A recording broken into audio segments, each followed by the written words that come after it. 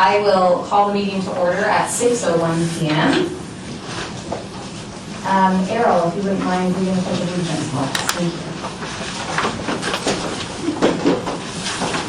I pledge allegiance to the flag of the United States of America and to the republic for which it stands, one nation, under God, indivisible, with liberty and justice for all.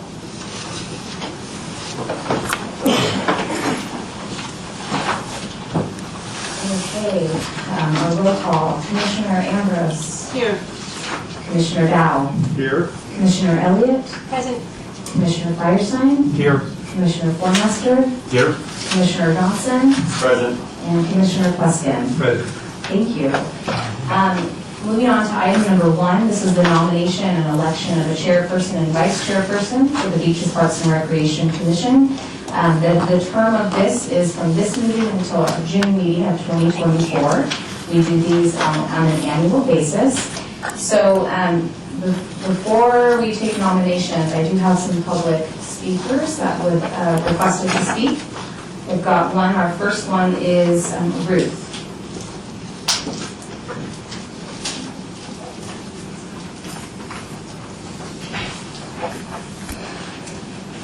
My slides. Oh, yes, sorry. I submitted 2 slides tonight. Basically, Rosenberg's Rule of Order, the Brown Act. You have each received these via an email that I sent you prior to the meeting. Full knowledge and application of both needs to be a priority in selecting your chair and vice chair. Past experience has shown that learning while on the job is ill-advised. I urge each of you to decline either of these positions unless you are willing and able to conduct the city's business within its rules and laws. As you go forward, please keep in mind that our precious beaches and parks are intended for the residents first. It is the residents who are burdened with the cost. So no one special interest group should be able to pressure you into make any decisions tonight. Your willingness and desire to serve San Clemente is admirable, and I cannot thank you enough for taking on the responsibility.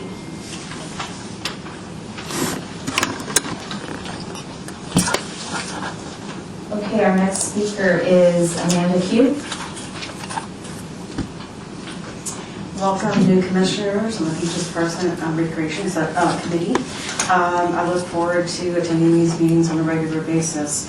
As a San Clemente resident of over 50 years, this is very important that you're on this committee and that you have all volunteered to do so. As the concerned resident mentioned before me, that it's very important to understand Rosenberg's Rule of Order, the Brown Act, and act accordingly. And as someone who's sworn to uphold the Constitution and the California State Constitution, I really value that you will also take an oath to do so. I appreciate your efforts, and I look forward in emailing you and attending these meetings, and I hope that we select a fantastic chair and vice chair. I appreciate it. Thank you. Okay, with that, there's no more public speaker cards that we have before us, so I will open the floor to discussion or nominations at this point to the commission. I'd like to make a nomination. I nominate Rob Firestein to be the chair of the commission. I think that Rob has the most experience out of the other commissioners and would be an excellent representative in following the Brown Act as well as the rules of order. I second that motion. I totally agree that Rob has had experience with the Brown Act and has exercised his words with that when we talked about certain issues. He's a great listener and really pays attention to community members who come up to the podium as well. So I think he'll be an excellent representation of the Beaches Parks and Recreation and a true professional. And I would like to add my support to that too. that I think that is, but number one, he's the oldest member of the commission of all of us here, not in age, but in being here, and now this, over the one term that some of the others of us have been. And so your participation here has, you need to be able to lead us now at this point as the senior member of the commission, I feel.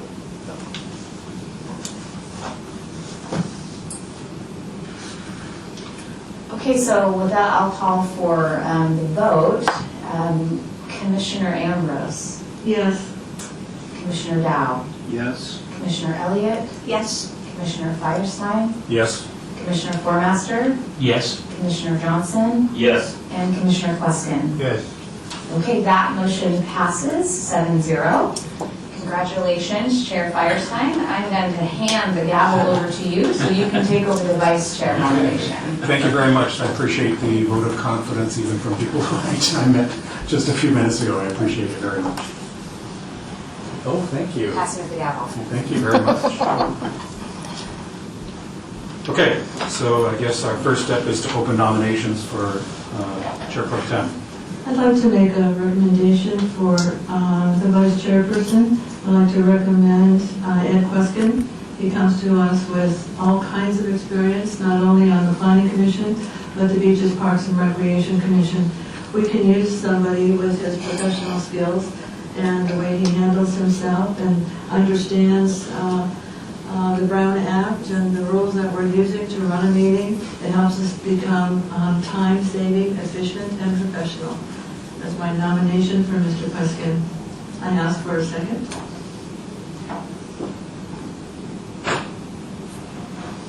None heard. Is there another? We don't have a second? Okay. Any other nominations? I'd like to nominate Errol Formaster. Because of certain situations in my personal life, I'm unable to accept that nomination. But thank you very much. I would like to nominate myself as vice chair.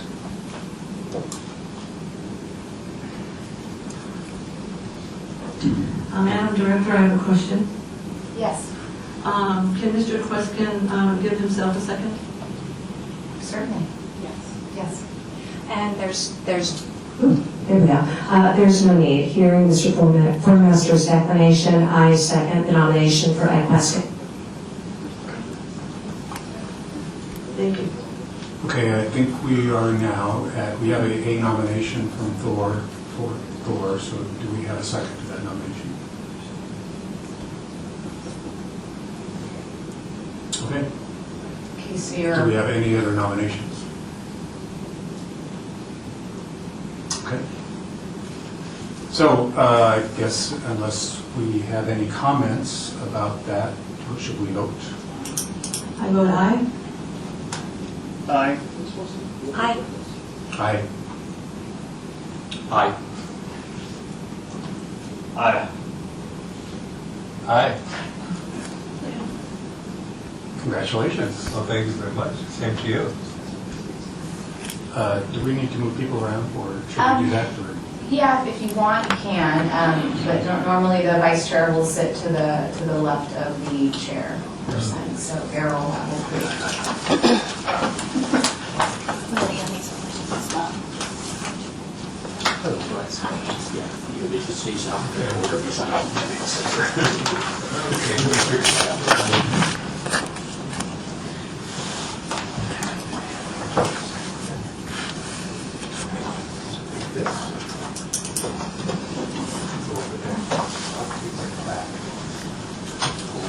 Yeah, you gotta move these I was just handed some name cards. Ruth, yours says open for subject. Do you, is that what you just covered, or? I'm sorry, open communications. So is that what you just covered, or would you like to? Okay. Thank you.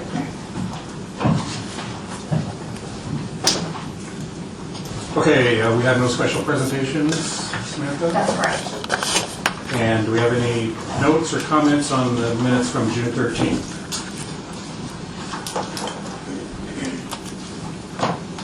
Would somebody like to move for passage of those? I'll move for approval of minutes from June 13th. I will second that. All those in favor? Aye.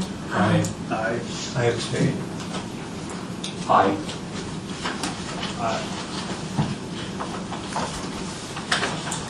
Okay, minutes are approved. Oral communications, Ruth.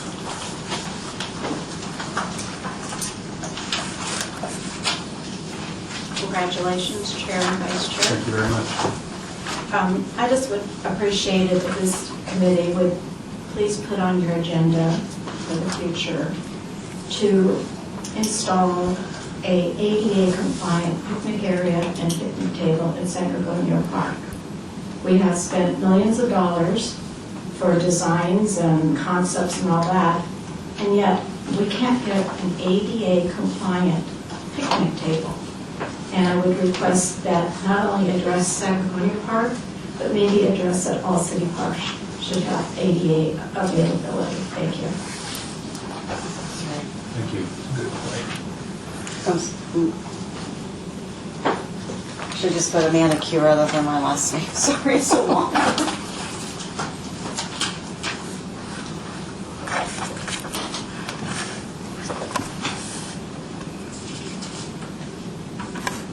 Okay, Amanda. Yes. And just want to make sure I'm Let me waiting. see, Amanda. Okay. I've spoken about this several times at the city council meetings and Beaches Parks and Recreation Committee, that the city of San Clemente is not compliant with ADA standards with San Gregorio ADA bathrooms. The restrooms are too small. In a complaint that I submitted to Anna Fordahl, she basically referred it to the ADA specialist, and he went out and did measure, and it was not in compliance. It was my understanding that they're going to be putting it in the ADA transition plan. However, when speaking to Ms. Fordahl, she had mentioned that the ADA transition plan hasn't been updated for the last 10 years or 11 years, so that is not up to compliance. So that ADA stall for both male and female stalls need to be amended, need to be retrofitted to accommodate for ADA standards under Title II, the American Disability Act. Another alternative is, because it's block cement, that was one of the things that I heard from the city state, that you could also put the the restrooms behind the facility. Currently, just like at Jim Johnson Memorial Park with the ADA, they have ADA stalls in the male and female restrooms. However, they also have a ADA stall in the back. Another issue is at Maxburg Park. There's a concern regarding the faucets are not in ADA compliance, and that should be retrofitted, and you're just moving it and making it bigger for ADA accessibility. Before I forget, the San Gregorio restrooms, regarding ADA compliance, these side rails are not up to standard, they're not up to the height requirement on the back rail and the side rails, so I think that we really need to focus in on ADA compliance, and I think that's very important to move forward. I understand the plans that are existing for Steve Park, mentions ADA compliance, but however, we really need to focus on also the parks that are currently existing that need to be in ADA compliance. As a retired art registered nurse, I really value the importance of that, and so therefore I did take the complaint and escalated to the Department of Justice, which in turn escalated to the Department of Interior, and I need to follow up with them regarding the ADA compliance issues or the lacking of ADA compliance at San Gregorio Park and Maxburg Park. Thank you so much, I really appreciate it. Thank you. Thank you. I have a card from George, I can't pronounce the last name. Gregory, Gregory. thank you for having me. George Gregory, North Beach, still a criminal. I didn't know how to fill out the card because you're going to have a pickleball discussion later on too, so maybe I can just wrap it up and take just a little bit of your time as possible. You're about to spend a huge amount of money on that, and you can break it into thirds or something like that so it's more affordable. The city is suffering right now. Also, I don't see much happening for any other parks or any other communities. I humbly request that you spend a little money at North Beach, get us a teenager-sized swing set, and maybe some toddler play equipment. There's not many features down there, and if you've noticed, the population is growing down there with our citizens, not with our troublemakers. So again, I humbly request that you make this slight purchases in some of this stuff. Maybe one more picnic table, you know, nice teenager-sized swing set, and some toddler stuff. I don't know if they let you sit on the springy things anymore or anything. I know they got rid of the merry-go-round, but anyways, thank you for your time. And consider that with the pickleball. I mean, these should be combination courts that we can have other contests. We don't know if this is a flash in the pan or not. And let's face it, it's just a flat piece of concrete. You know, it might have confusing lines on it, but that's what you get. Did you know a badminton court's the same size as a pickleball court? Did you know badminton and pickleball fits inside of all the other courts except for a bocce ball court? I looked up the size of tennis courts, basketball courts, etc. These flat pieces of concrete could do a lot. And I know we'd have to paint some special lines and stuff, but you know, eventually these lines and stuff will probably be lasers. So really consider the combination use of any kind of big money like that spent. That's turned into a shopping trip. Thank you for your time. Thank you.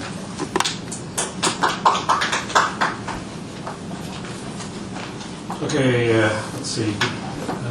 Current community activities and updates, recreation activities. Samantha, anything there? Yes, I have a brief slideshow that I will, Debbie will bring up. Is it this one? Recreation. Let's see, sure. That's the one. Alrighty.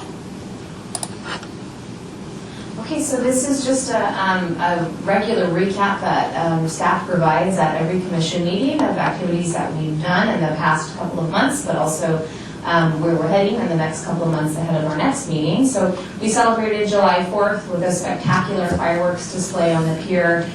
Really good turnout as we saw at the beach, as we always do. Next slide. And then we also kicked off our summer concert series with Yachty by Nature, and this was the first of our 5 concert series. We've seen amazing attendance at our concerts this year. If you've been able to get down to the beach, we're seeing anywhere between 3,000 to 3,500 people pack the sand in Parque Del Mar, and they line the pier, and Fisherman's is packed. So I think it's a really great example of San Clemente community at its absolute finest, enjoying what is San Clemente and the beach. Next slide. We followed that with a concert at Linda Lane. That was Kelly Boys, our country concert. Again, another packed cul-de-sac and street. We had a food truck. There was line dancing, amazing energy. Next slide. Followed by our Paging the 90s concert. And then, next slide, our 80s All-Stars concert. And then, next slide. Next concert, since we're on the theme of concerts, is actually going to be Tunnel Vision on August 17th, and that will be at the pier. That's going to be our final concert of the summer series, and Fisherman's will be doing its barbecue dinner as well, as they do every year on the beach. But ahead of that, we've got a movie in the park coming up this week on Friday. Rise of Minions, The Rise of Gru is playing on August 13th. This Sunday is the Fiesta's annual music festival, or Chamber's annual music festival. That's on Avenida Del Mar. And then on August 19th and 20th, we host the San Clemente Art Association, which is a partner group. They host our annual Arts and Crafts Fair at the Community Center. It's an incredible event that brings all kinds of local vendors and artisans. And then we will follow up with September 23rd is our skate contest held at the Ralph Skate Court at Steed Park. And then we will round it out on the same day. We have Coastal Cleanup Day, and that's held at the San Clemente Pier. And that's all the activities and events that we've done and are going to do. Thank you. Let's see, I'm not seeing anything under old business. New business, item 7A, development of work plans for 2023-24. So, good evening, Commissioners. I'm Samantha White, the Beaches Parks and Recreation Director. I'm going to provide kind of a brief report and kind of the direction of what we're looking tonight.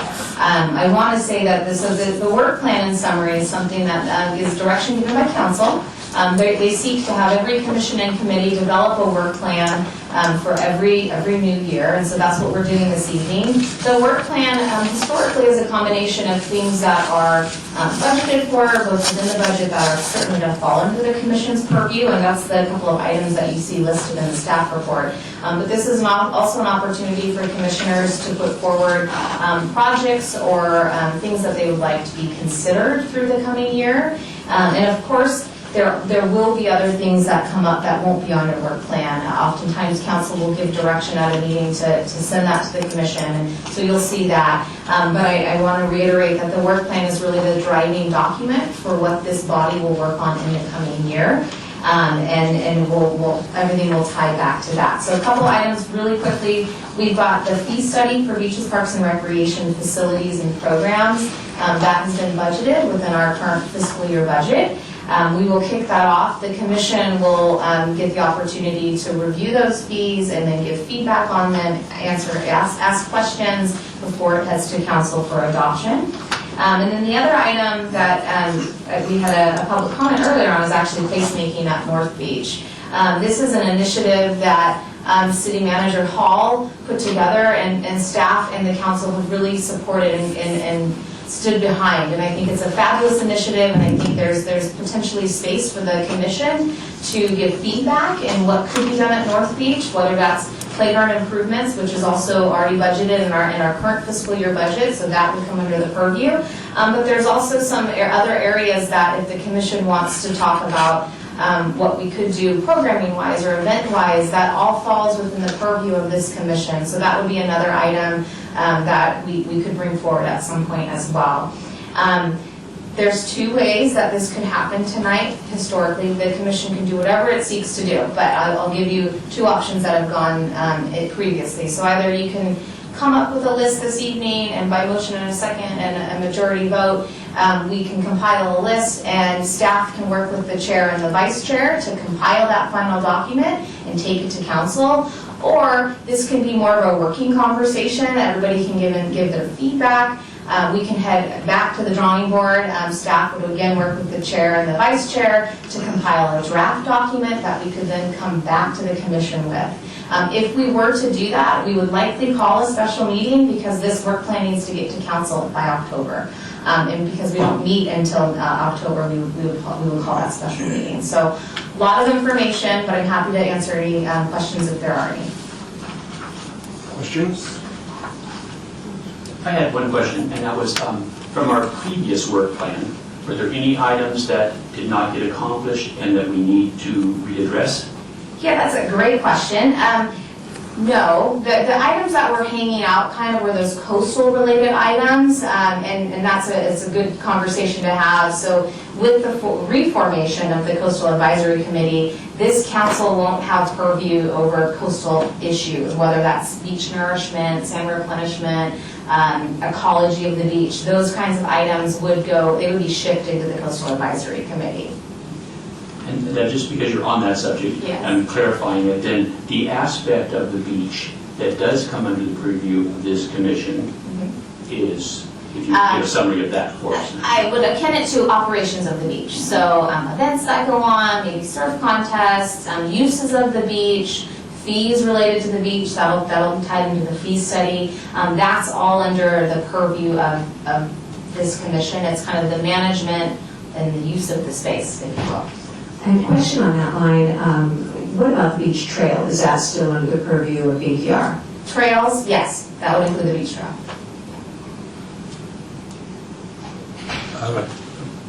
I would, the person right there, the Green Lake was saying, how exciting.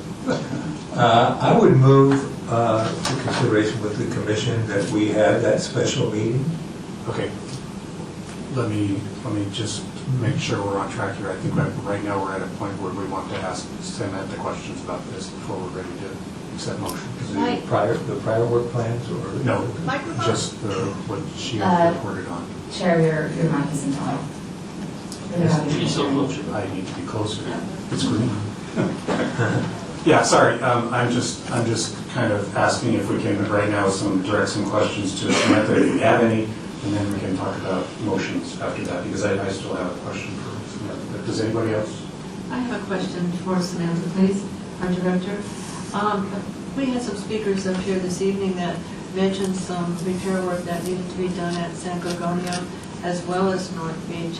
Are those items, I know that you already referred to North Beach as in your list perhaps, but what about San Gorgonio ADA compliance? Again, that's something, if the commission wants to add that as a work plan item, you could make that park specific. You could look at the park system as it relates to amenities and ADA access. It's absolutely within the purview of the commission, and it would be his decision. So I just think that would be important. It really stresses the fact that our policies reflect appropriate behavior to the needs of all the residents. Thank you. I had a comment. There was some discussion last year with drinking fountains on the beach trail in a couple of points, and I don't think that actually made it to our work plan. I'd like to propose that get added this year. I guess that's kind of going in the direction of how would we want to proceed with this? Do we want to, at this point, they try to give us two different options. One, that we kind of just bring out a number of different topics for consideration, department keep records of those things, and then you read those down, or we sit here and do nominations and voting on each single one. I just think that us sitting in the chair and all of a sudden making a decision, yes or no, is kind of difficult when we don't know a little bit more of the topic or whatever, to be able to make, a good decision on which ones they should be in the work plan. I think that's a good point. Can we still, I have a question for Samantha, so can we stay on that just for a second before we move to any motions? You have a bullet here for placemaking for North Beach and a very specific address shown there. I think I'm familiar with that. It's the lot located right next to Landers, right? That's correct. Does the city own that, or does the city have some control? Yes, that's a city-owned lot. Oh, interesting. Okay. I want to say on that note from Commissioner Formaster, the other option is if you wanted to call a special meeting and you don't want to go through the list tonight, in the past I've had committee members or commissioners just email staff the list of things that they would like to have considered at our next meeting, and that can give kind of in the staff report, the whole list, and then each commissioner can kind of speak to the things that they might have brought forward. That's another option if it saves time or streamlines this process as well. Chairman? Yes. I like that idea of each of us sending in our ideas of subject matter that we'd like to cover and look back at things that we've discussed before, that we've heard about the parks, etc. Look back at our 5 parks that we were going to do things with, for example. But mostly clean up what needs to be cleaned up right now, so they're useful for our community. And then call that special meeting, if this would be okay with the director, and prioritize those items into proper categories. If I could add, I think I like that idea as well, and I think what also it might do is also, even though some of us might not, we might come up with things that maybe because of the process of what happens here between us and city council and everything, might be something that we can't really address, and at least the department can bring that up to us nicely at the meeting. That's something you really can't, that needs to go this other direction or whatever, and we can whittle it down as well, Yes. because all of us can come up with all kinds of wonderful, great ideas, but many of them we can't act too much on. But that's the beauty of it. We come from different, diverse backgrounds to share some of our ideas. So I think that would be really a very accommodating way to get everybody involved. Okay, now are we ready to make some motions? Well, I'll make a motion that we follow the plan that our director suggested to us of making each of us writing down our suggestions to her that come to our head, and she could set a deadline for us to meet, to send those to her. She will then make a list, either by category, director, or by alpha order, whatever you choose. Send it all to us, and then set the date for when we have the special meeting to prioritize these things. And you may come with other information for us to add during that meeting. That was a long motion. I'm trying to watch I'll second that long motion. Oh, good, thank you. I would like Go ahead. to consider a kind of a housekeeping amendment to the motion. I have taken the liberty to kind of reconstruct the work plan letter, or the work plan document. And there's a couple of things, I'll just raise them and we can consider them, but it would be very helpful if while everybody's filling out one of these things, that they maybe try to accommodate, number one, try to number them so that we later on, if we're considering or reconsidering or revise it, we kind of have a track. You know, so let's say Jennifer comes up with something, but we revise it, so she has a number that is assigned to this. Because the ones that we have now have no date, have no number, and it's very difficult to follow. Secondly, I think we need to think about the fact that we are charged with a couple of things that we need to pay attention to. One of them is the master plan. So whenever we can do things off the master plan, but we really should be driven by the master plan to a large extent, and the specific plans specifically. And finally, I have taken the liberty to actually prepare some work plans to try to see if, beta test, to see if my idea regarding this document is feasible. And one of the things we absolutely have to do, to the best of our ability, is indicate the impact of any suggestion that we have relative to the budget or not to the budget. In some cases, items are strictly an expense. In some cases, items produce revenue. You know, so I have some that I prepared. I would just could tell you about them, and then we could kind of go from there, give you an idea, and go from there, whatever. Okay. Are you're suggesting an amendment to the motion? To basically update the letter, update the form. Are we okay with that, or? If I may comment to that, I think we should keep money off the table. We're being asked to make a plan of things that need our attention. That would be best for our city.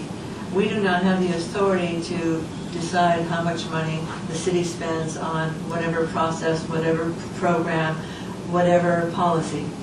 And I know that because I've been instructed on that myself. So we should not waste our time worrying about the money. We should be concerned about meeting the needs of our community. Okay. So I would like that part of what you shared eliminated as a friendly motion.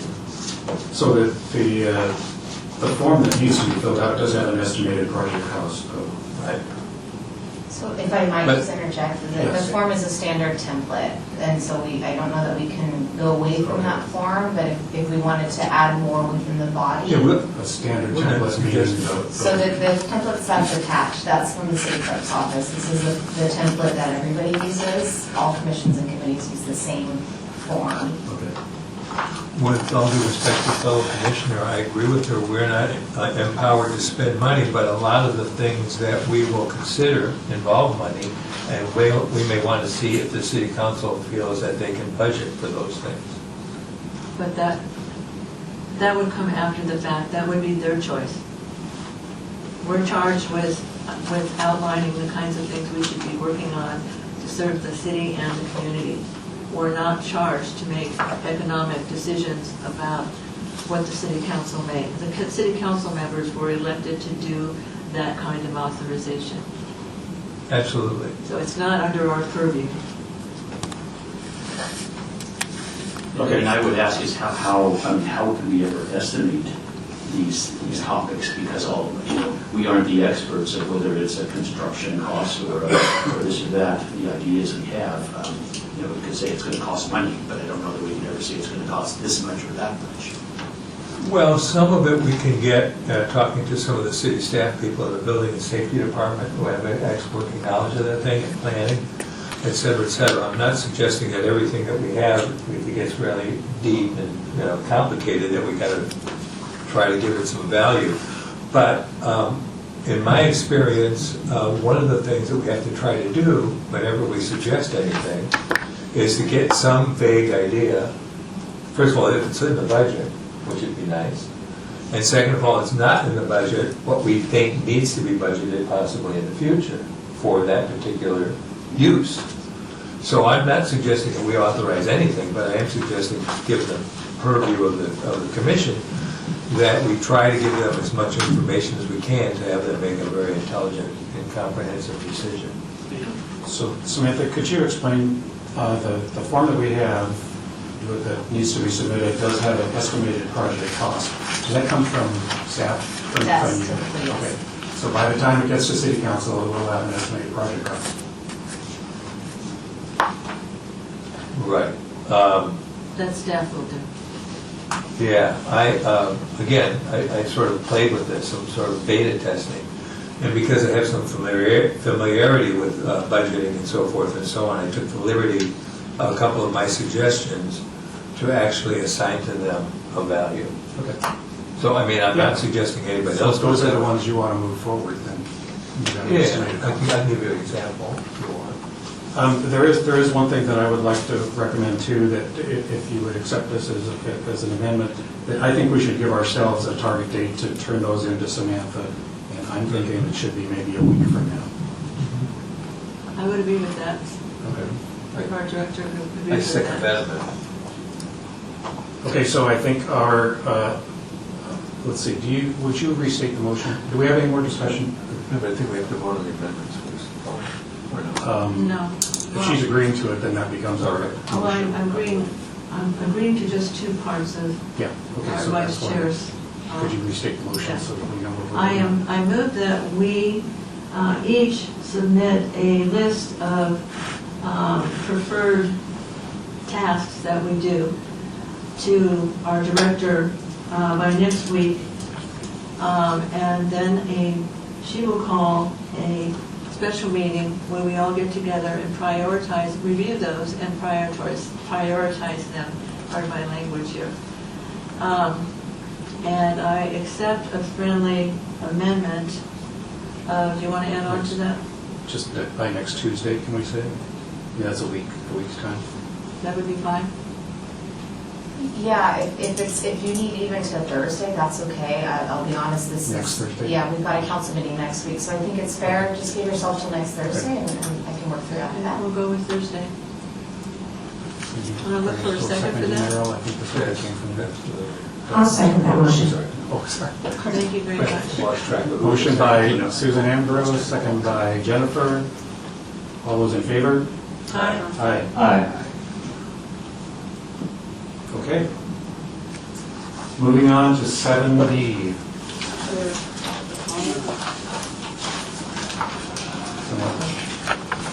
you have comments on that item, possibly? Yes.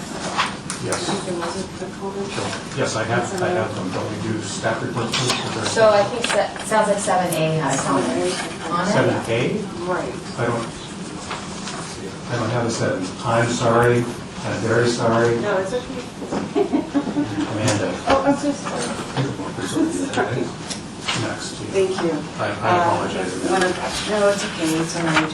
I think one of the commissioners mentioned the lot at North Beach, and I recently gave a presentation at the city council meeting regarding this lot, actually a proposal for the use of Measure M2 funds.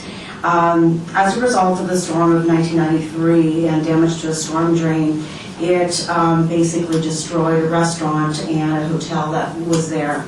And what happened was that the City of St. Clemente acquired this property, this land, these parcels of land through eminent domain and deemed them to, basically that they wouldn't be buildable. However, the City of St. Cloud entered into a resolution agreement, 94-55, in that the only allowable plan for the property was the construction of a parking lot.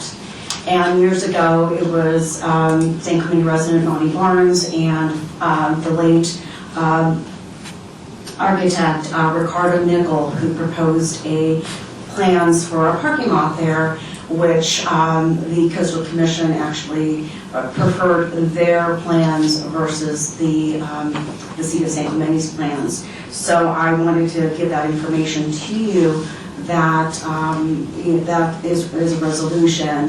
And because the city deemed that property not to be buildable, the only alternative was a parking lot. So if that's something that you're thinking about, that there is a condition on that land. But anyways, thank you so much for your time. Thanks. Thank you.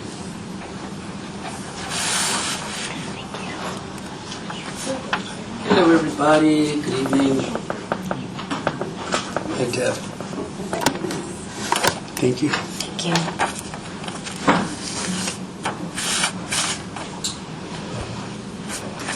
I believe now we're ready to go to 7B.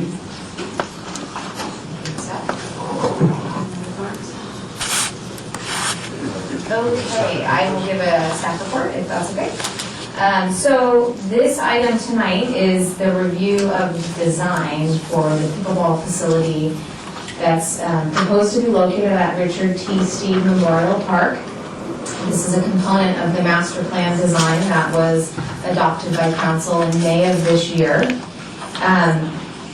There's 3 concepts within this plan, and I'm going to get to that. But I think in order to get us to that component, I think it's important we look at where we were and where we've been. I know there's a lot of new members of our commission, and members of the public might have not followed this.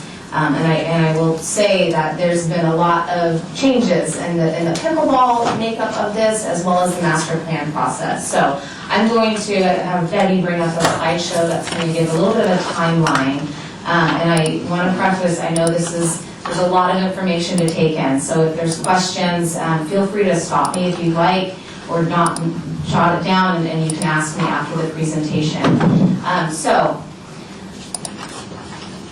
pickleball timeline part 1. There are 3 parts to this timeline for full disclosure. March 2021, we had our contract award to SWA. This is when we kicked off our site-specific master plans of 5 park sites. Those park sites included Linda Lane Park, San Luis Rey Park, Bonita Canyon Park, San Gorgonio Park, and Richard T. Steed Memorial Park. Those parks were selected out of the 2018 master plan that was adopted, and gave direction that many of our parks are older and could be considered for redesign, just to ensure that they're meeting the standards and needs of the community today. Those 5 parks were selected for this site plan update. In April and May of 2021, we did a series of public workshops, surveys. This was really the public input process, if you will. We kicked it off. Our consultant, SWA, we did a full survey, emailed out to the community. We held 2 workshops. At the time, this was over Zoom because we weren't holding public meetings coming out of the pandemic. We received a lot of different comments and feedback, and that then allowed us to move into September of 2021, where we were able to compile the first draft conceptual designs of the master plan for each 5 sites. This came to commission in September 2nd of 2021. And at that point, the commission collectively gave feedback on what that concept plan was, as well as the community. From there was a want that that draft didn't incorporate any pickleball at Steed Park. This is where the conversation began with, let's consider pickleball at Steed. So that's the kind of that line. September, same year, 22nd, 23rd, we did a couple of additional on-site open houses at the park sites, again, inviting public input, allowing people to see that first draft, and again, continuing to give open communication and feedback back to staff and the consultant. It was at that meeting that we heard there was a need for more pickleball courts. Whether that was the removal from certain sites or push to Steed altogether. That was the conversations at that point in time. I also want to note that in that same time period, in October of 2021, we also held another community forum at the community center, again, just to get feedback on the first draft conceptual plans before we hit the ground on the second draft. So, December 14th of 2021, the BPR Commission reviewed the second draft of the conceptual plans, and that incorporated the addition of 16 new pickleball courts at Steed Park, as well as 4 pickleball courts at San Gorgonio, but they were to be located against the freeway. That was, again, based on feedback during the open houses and the public forum that were held previously. Next slide, please. Just that last point on the last line. December 21st, 2021. The council considered a staff report at that point that it just reviewed the conceptual designs at that time. There was concern from the community about the activities going on at San Gorgonio Park, so council called it up and looked at that time the San Gorgonio plan as well as the Steed Park plan, and they considered improvements into the fiscal year 2022-23 CIP budget. They gave direction at that time to prioritize the construction of at least 4 pickleball courts at Steed Park before any other construction project started within the other 5 master plans. So, shortly thereafter, in May of 2022, at the annual budget workshop, it was identified that the addition of pickleball courts was a high priority within the CIP program for the upcoming year. It was to be included in, again, that fiscal year 22-23 budget. The construction funding, though, however, was to be incorporated in the fiscal year 23-24 budget, which is our current fiscal year. At that time, the projection, again, this is in 2022, there was a projection of let's earmark $3 million for the construction. I'll get to that component later. What was approved for funding in fiscal year 22-23 was the design, the cost of the design of pickleball at Steed Park. At that same meeting, on June 7th of 2022, the council awarded a contract with Ultra Systems Environmental. That was an effort to start and initiate the environmental study that needed to occur for Steed Park to be adopted. And in order to adopt the master plan, we have to complete the environmental. So the other 4 master plans were kind of put on hold so we could divert our attention to Steed Park to ensure the expediting of the build out of pickleball. At that same meeting on June 7th, the council received and filed an administrative report that spoke to the continuation of pickleball at San Gorgonio Park. There was also a second draft of the plan included in that. In September of 2022, there was a request for proposal that was released for the design and construction of the permanent pickleball facility at Steed Park. At the time, it was 16 pickleball courts that was incorporated into that design.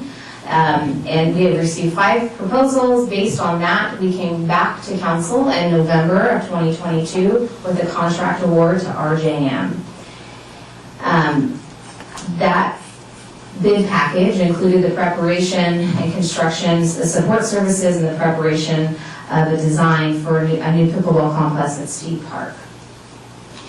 And then in January of 2023, the council called back that contract, and they wanted to reconsider and understand at a higher level, a bigger picture of what that contract truly meant in awarding it. It was reiterated that awarding a contract designing a facility does not guarantee construction. It does not authorize funding at that point. So that's when council prioritized the construction of at least 8 pickleball courts and all of the necessary amenities as outlined in the Steed Park Master Plan.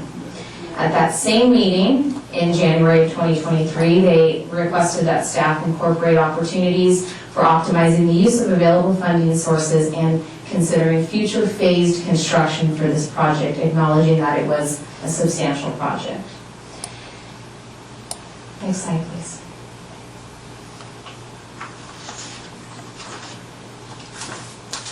This takes us to May of 2023.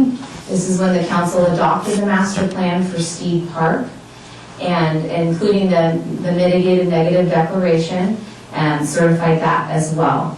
I do have a slide later on that demonstrates what was adopted, so you guys can have that context as well. Also in May, on May 16th, that's council's second meeting, the location of temporary courts for pickleball where it was approved at Steed Park. It was approved to be located at the lot adjacent to the skate park. At that same meeting, the design scope was increased to include the incorporation of 24 courts to be designed into the pickleball facility. So it was in May of this year that we went from 16 to 24 pickleball courts. In March, I'm sorry, that's typo, I'm sorry. Shortly thereafter, we awarded a contract, and that's supposed to be June of 2023. There was a contract award for the temporary court construction of $1.2 million to Compam, and that construction project has started as of July of this year. We've begun some very light grading. There's not much work that needs to be done to that property. And we are on track to have our project complete by early November of 2023. We got direction from council that pickleball at San Gregorio is to be shut down on November 7th. So we are expediting and moving this project as quickly as possible at this point. And then here we are today at our DPR commission. What you're seeing is the 24 court design based on council's direction. Again, I want to reiterate that approving a design is not a commitment to funding by any means. I know that the price figure is in there, but there's also a want to look at this from a phasing standpoint. The design, once it's approved, will allow us to go out and seek additional funding sources now that we have over a concrete dollar figure. We know what we're aiming towards. Next slide, please. So I want to touch briefly on what was the adopted master plan.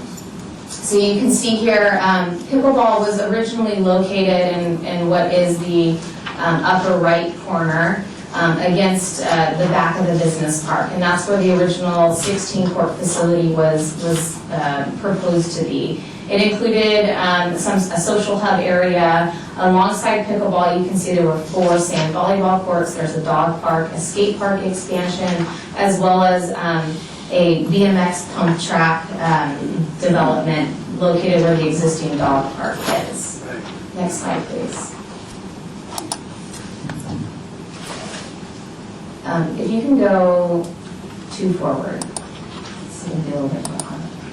And 1 more.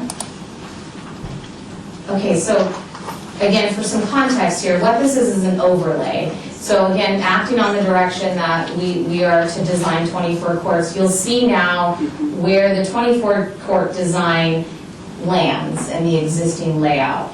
The intention is to essentially move those 4 sand volleyball courts and the dog park that would remain in that lower area and move it up to where the pickleball facility is that you see, that original facility. This does, the 24 court design does shrink the size of that multi-purpose field. It's likely that it will become maybe a U12 field.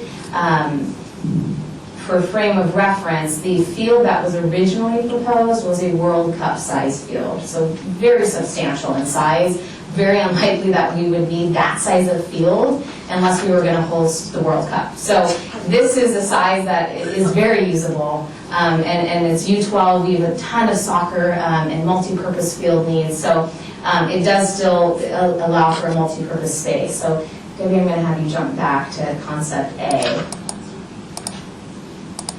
So this is in your staff report, each of these 3 designs. There's very small nuances that have changed in this. I want to highlight a couple of things that I think are important.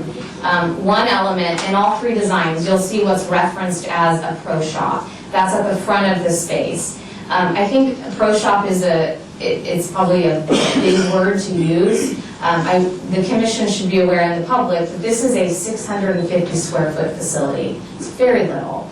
Half of that is going to be a restroom.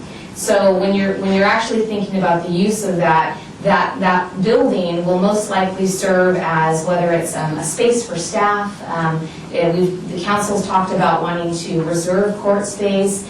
In that scenario, we would have to have staff on site. There would need to be a methodology that somebody could walk up and reserve a court or come in and pay for the court that they reserved, whatever those details are for operations. That's the pro shop component. So with this, concept A, focusing on that, the big difference in this is that there's actually less parking. This achieves what the original master plan proposed, which was an additional 95 spaces plus 4 ADA stalls. And it has 24 courts, it has a secondary restroom, it has the championship court kind of to the left, and the check-in facility or the pro shop facility over on the corner. It also includes a drop-off area. Concept B, next slide please. This expanded the parking lot. What we always hear about, we want to make sure we're considerate of parking, and this is certainly a busy facility. We host tournaments every weekend at the baseball fields. It's very busy. The skate park is very busy, and on top of that, this parking lot's used for a lot of our mountain bikers who access the trail. So this concept actually adds an additional 165 parking spaces and 6 ADA stalls. It does, if you'll note, it does move the line of courts back a little bit. That's when we start to cut into the soccer field. So this is where we get to that U12 size soccer field. This proposal relocates the pro shop facility against the baseball fields, and then there's a secondary restroom up against the hillside. So, Samantha, where's the parking on that picture, that overlay? please? So the secondary, sorry, did you want to address that, Chair? I was just trying to make sure we let you finish. Yeah, thank But if you want to answer that question now. So the secondary restroom is against the hillside, and you'll see the championship court actually has an additional kind of side of bleachers as well. Next slide, please. Where's the dog park?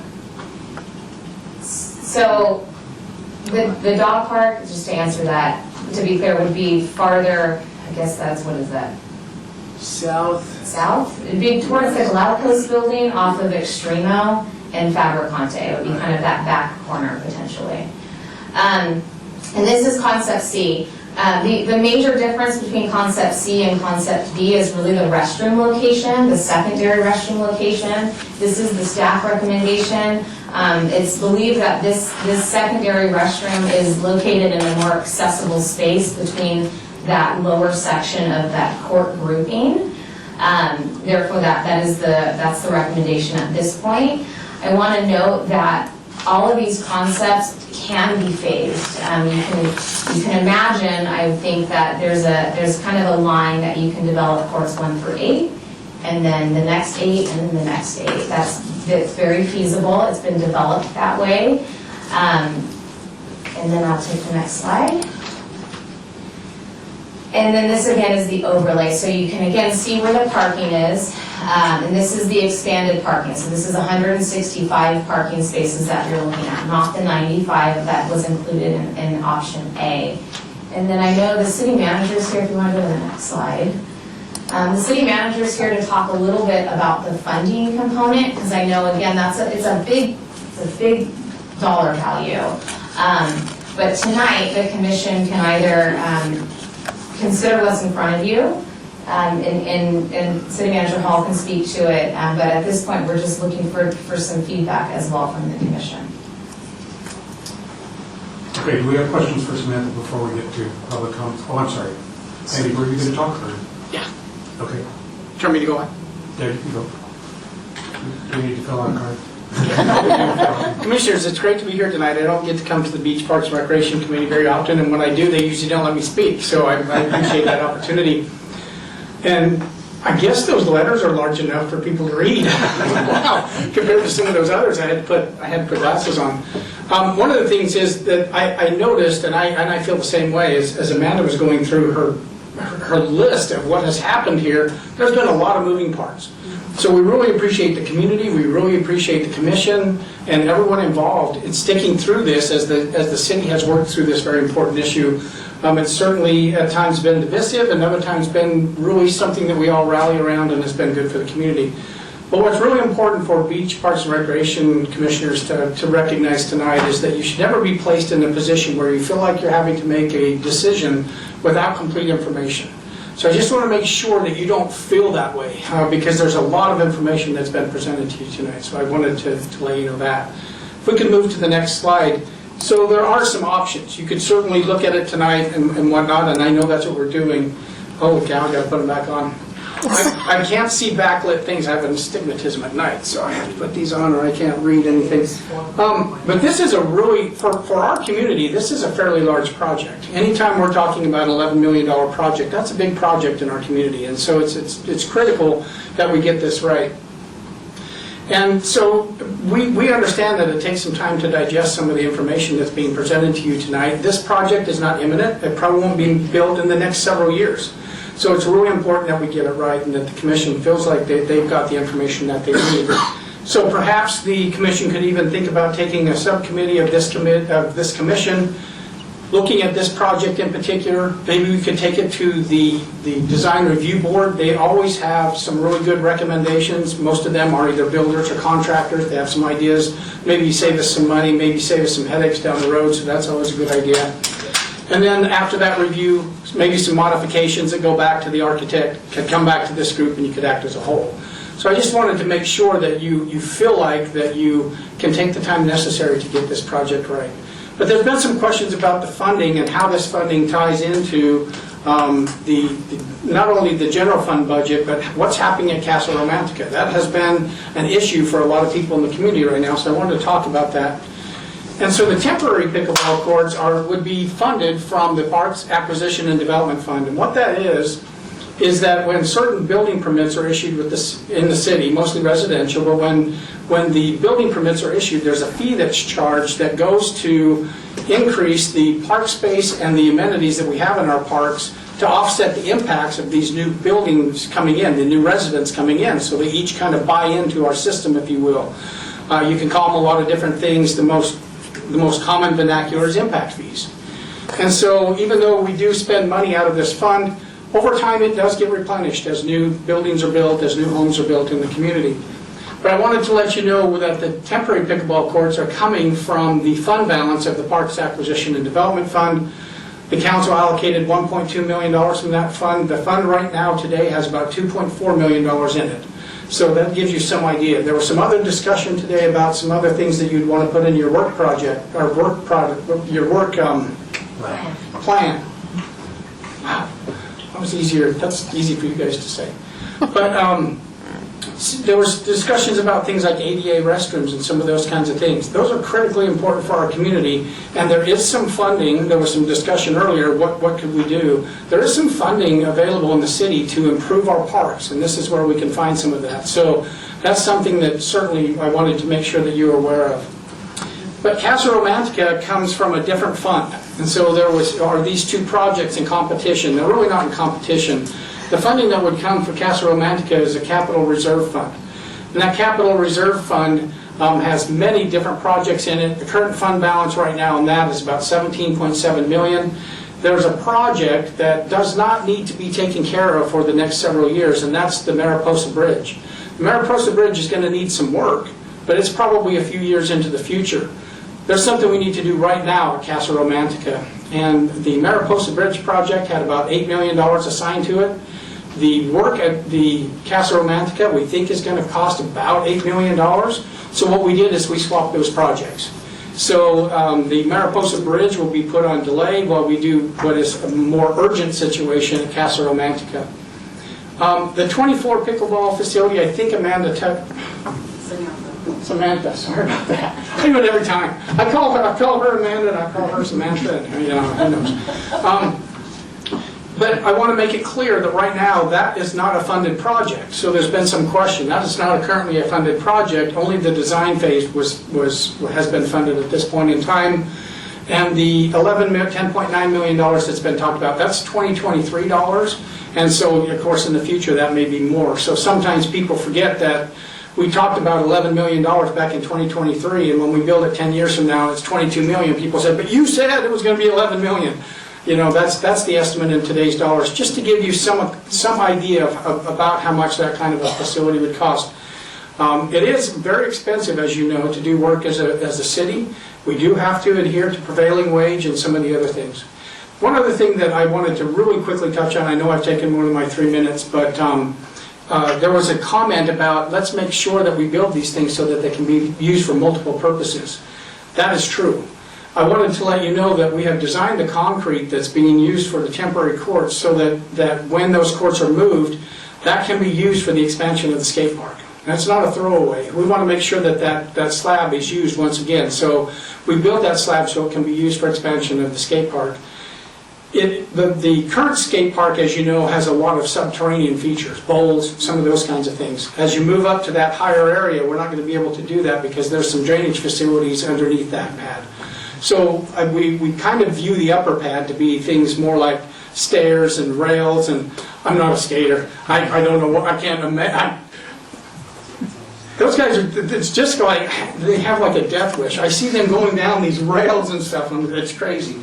But we want to design some of that into our skate park that it doesn't have right now. So just wanted to give you an update on some of those things, and I'm available for any questions if you have. But there were some questions about funding, so I wanted to really address that tonight. So thank you. Thank you. Do we have questions?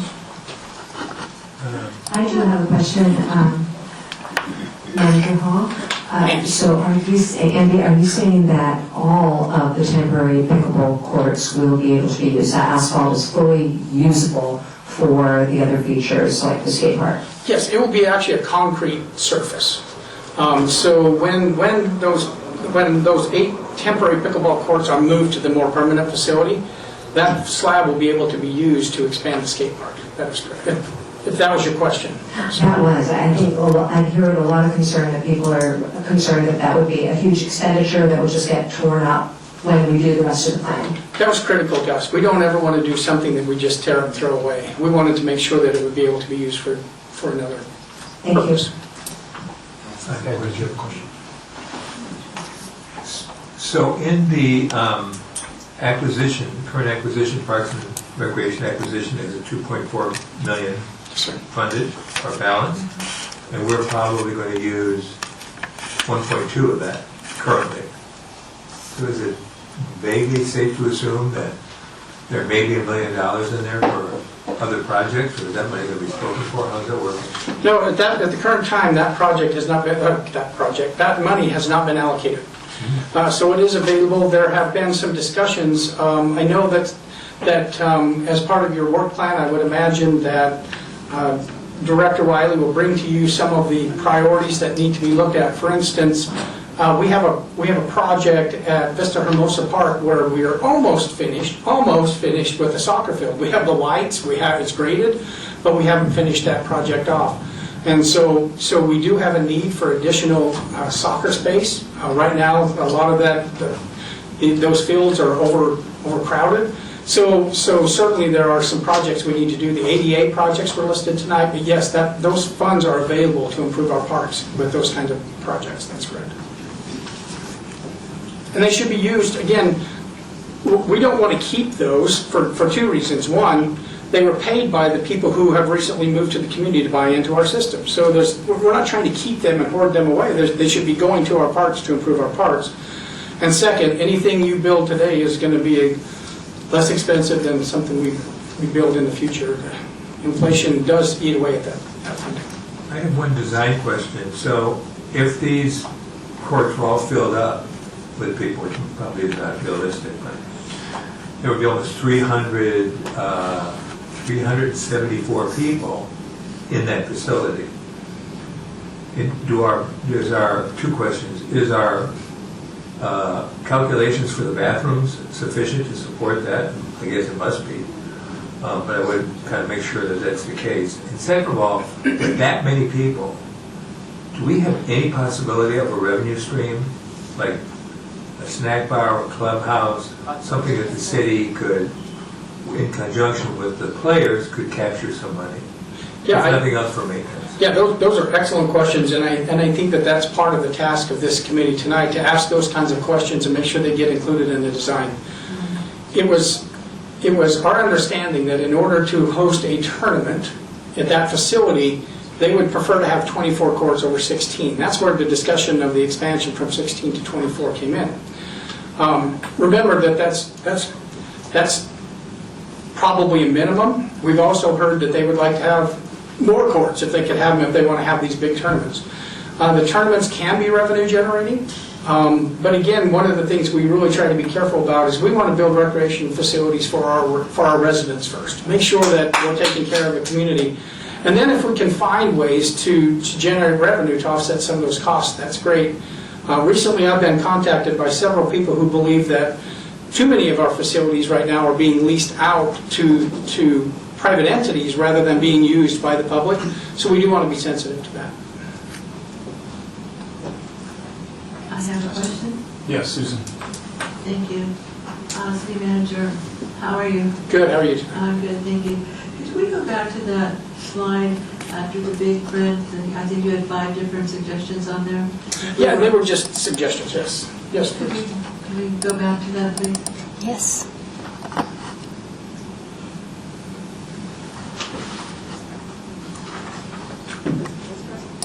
Those were big Right words. here. I'm drawn to this thinking that, oops, Sorry, it'll come up. thank you. Thinking about some of the letters that have just been sent into our director, just maybe a handful thus far, and it takes some time for people to see, you know, the SE Times, and a lot of people don't get that delivered, et cetera, so they might not know what's actually happening in their parks. And I like these ideas that you shared with us here. I think it is a lot, a big gulp to swallow this and say, well, wait a minute, and then I look at somebody's letter saying, hey, wait, where are the dog parks going? Where are they, if you're putting 24 courts in here and all these other amenities, where are the dog parks going? And where are we playing soccer? And don't they know we don't have lights here? And in the wintertime it changes and we lose the light, and all of these questions. And these are just from 5 people. And I would imagine that having a workshop or a public workshop like Samantha had done with the other leaders, the other city managers who preceded you to get community input. I think there must have been at least 200 people at the one at the community center. Am I wrong? I think the whole room was stuffed and standing room only at the end.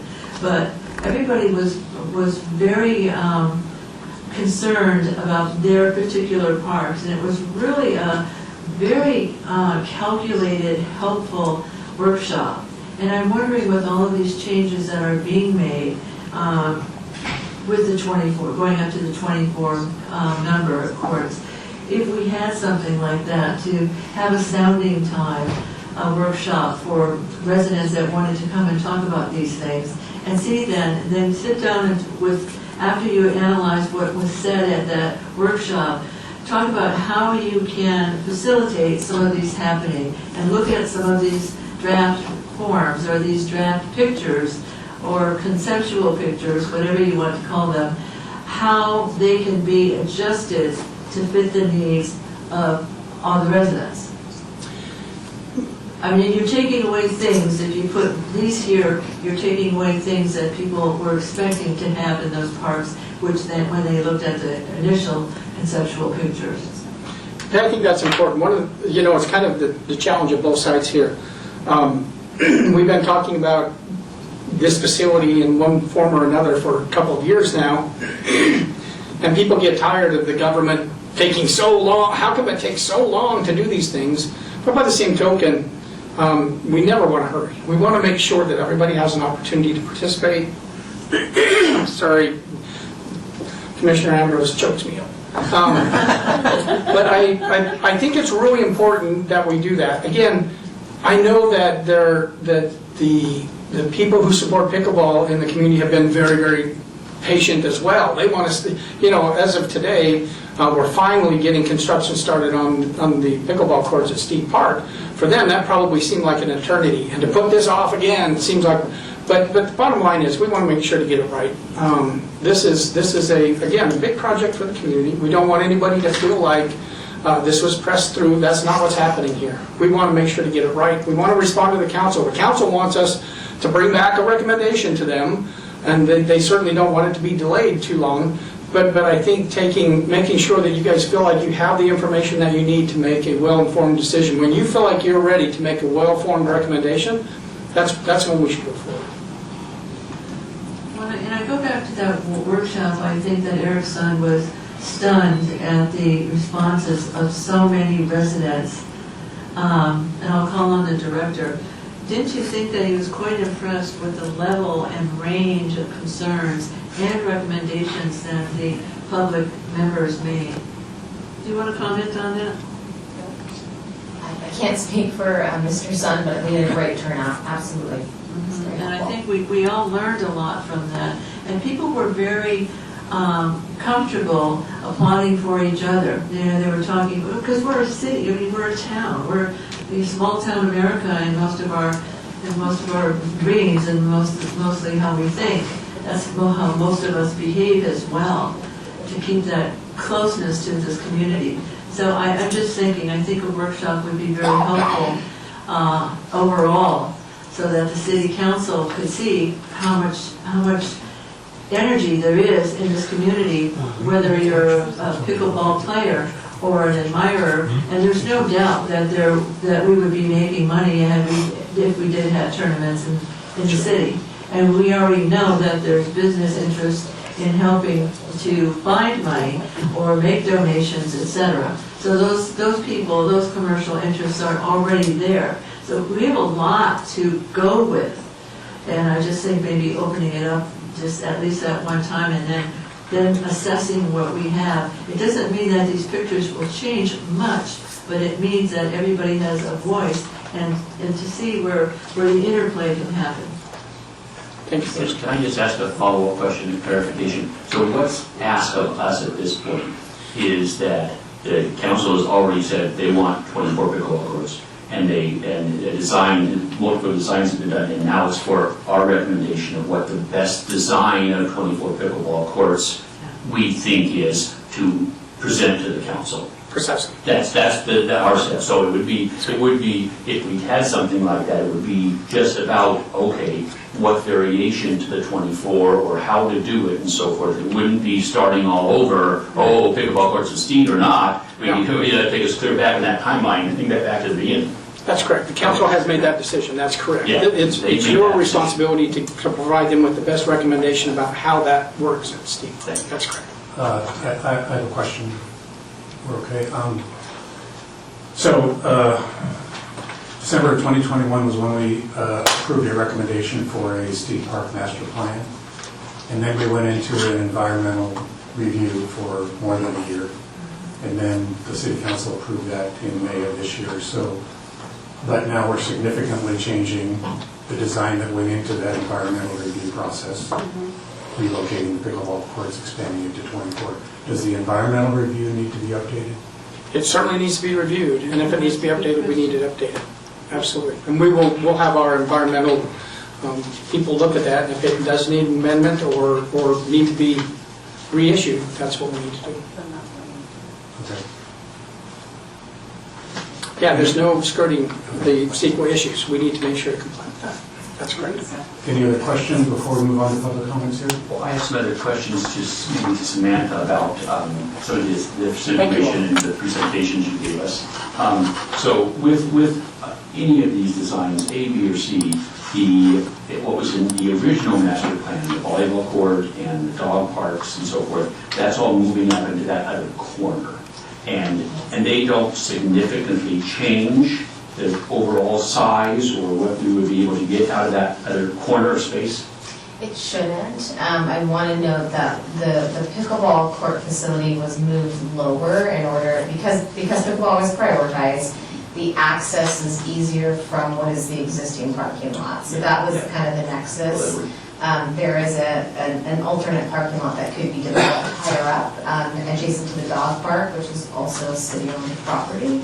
But it would require a series of switchbacks all the way down for ADA access, so a little bit more costly, if you will. So that's why we chose to shift pickleball down, again, just in the effort to expedite. Well, and also just the amount of people in the pickleball area in comparison to the other areas would be significant, so it'd be better that it was closer to the parking lot.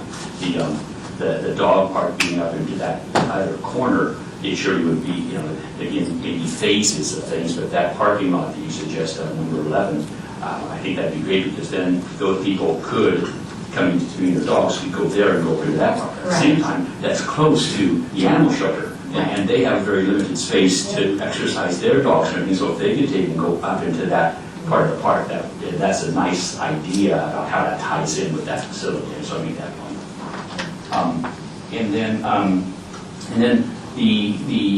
having a championship court at the shaded stadium, and I know that this, I could never find where having that seating area was in any of the previous discussions. It was always how many courts was in the discussion. So that seems like that is an add as we've gone down the path.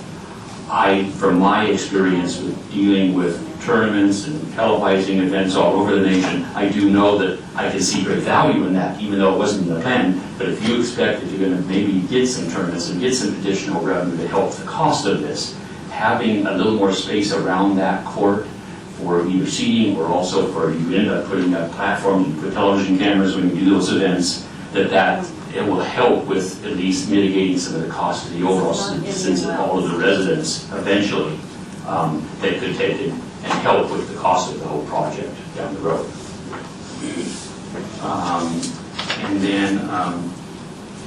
And of course, one of the biggest things that's always been a concern of pickleball has been the sound. And from what all I can tell, from how the crow flies, the closest homes to these courts, have we done a study to know how many feet in distance it is? Because we know we have issues with that other places.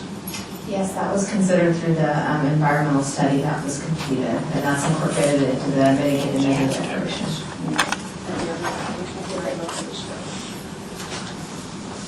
Those are my questions. Okay. Thank you. Thank you. All right, I think we're ready for public comments. So, Amanda Q.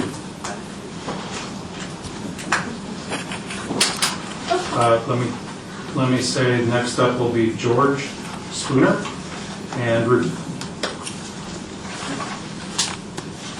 So I'm glad that the city manager basically gave a presentation regarding the funds and listened to concerns regarding residents and business owners, San Clemente, who are concerned regarding where the $10.9 million was coming from.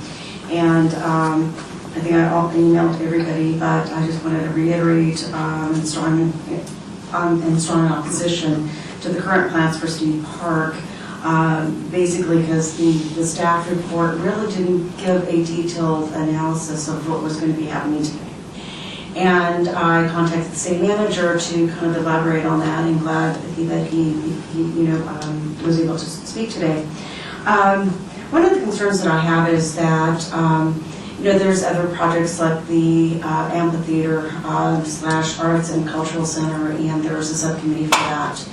And they're looking at funding, they're looking at ways of stakeholders and at partnerships with other cities potentially, and looking at that. And really, I think that's very important to do that for future plans for the Steve Park, because 10.9 million, like the city manager says, that is at 2023 prices, and that could be tripled or doubled depending on what time frame we're looking into. My concern is that the new plans include a pro shop and a championship court, and these were not. This was not presented, and I asked the city manager, who was the staff member, to do this, and I think it was Director Wiley to do that. However, the definition of pro shops are often managed by a professional player referred to as house pro and overseen by a general manager who is employed by acts as a consulting contractor. Shops may also be run by a retail manager at larger venues and so forth. But my concern is that when you present something in a staff report, people have an impression that when they go to Indian Wells, okay, here's where we're going to go, the pro shop where tennis rackets are restrung. I understand that it's only 900 square feet. However, you know, that title is really disingenuous because that's not a pro shop. You know, from what I understand, this is going to be where you're going to have a location of maybe a concession stand, you know, the placement of equipment and whatnot. So, you know, seriously, this pro shop is having that terminology in there, having that, you know, there's an expectation out in the community that that's what they're going to get. They're going to get a pro shop. And so this is not correct. Thank you.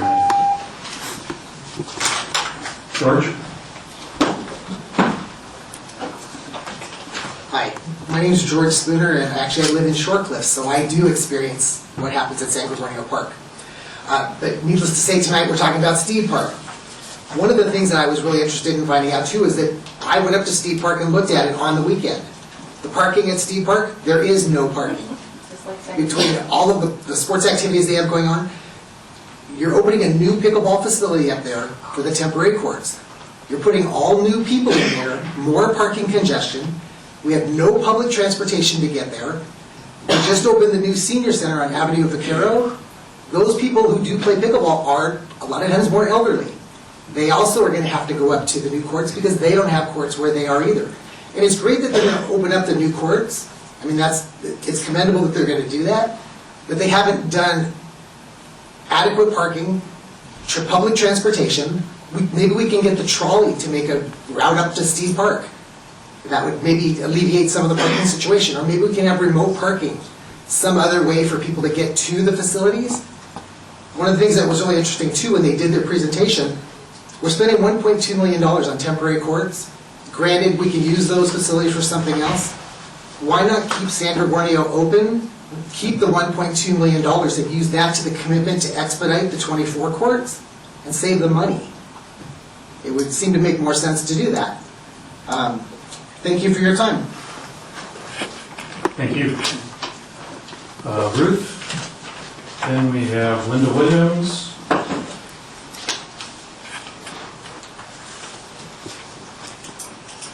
Certainly glad the prior speaker didn't say where he lives in Shorecliff, how far he is from the courts, but that's okay, it doesn't matter to him. Here's my point. On December 14th, 2021, this commission, we had one person present at it, received an agenda report by Samantha Wiley. Discussion, quote, after a considerable amount of public feedback and comments. Where is that in her report tonight? Considerable public feedback. 72 hours ago, the public, as well as all of you, were first sent a 2-page report. A 2-page report. You are learning about all of these extra items that, if you would fact check, were not included in the direction of the council. They just said getting pickleball courts built as a priority. They never told you to put anything else on hold or paused or whatever words the staff wants to present to you. But I digress, I'm sorry. Anyway, my point is, I'm spinning, I'm getting all these facts, I'm the public. Where is the rest of the public getting this information from? Why aren't they sending out cards to neighborhoods or putting ads in the paper saying, here's a public forum, come talk about this 11 million whatever idea?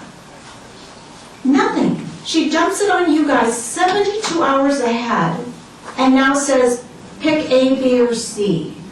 Our city manager was so eloquent in his advice to you that you are not required to take action tonight. You do have the right to get more information. You do have the right to have public input before making this big of a decision. Yes, they're gonna say, but it's just a design. Y'all know, when something gets on the books, we're gone, council's gone, and they're gonna say, oh, but look it, this commission approved it. No, please, give us a chance. Don't let staff add things to the agenda that were never directed and then expect you to include them and vote on them. Please, take your time, get the facts, and let us be able to give feedback to you. Thank you. Thank you. Linda Williams.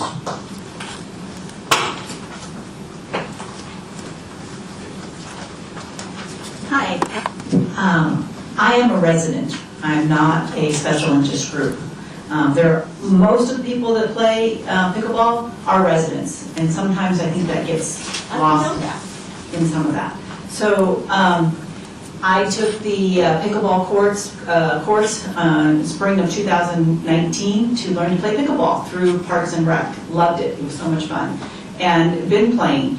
Can't play on Wednesdays because of the classes. So we go to another court in a different city to play because we can't play here in San Clemente.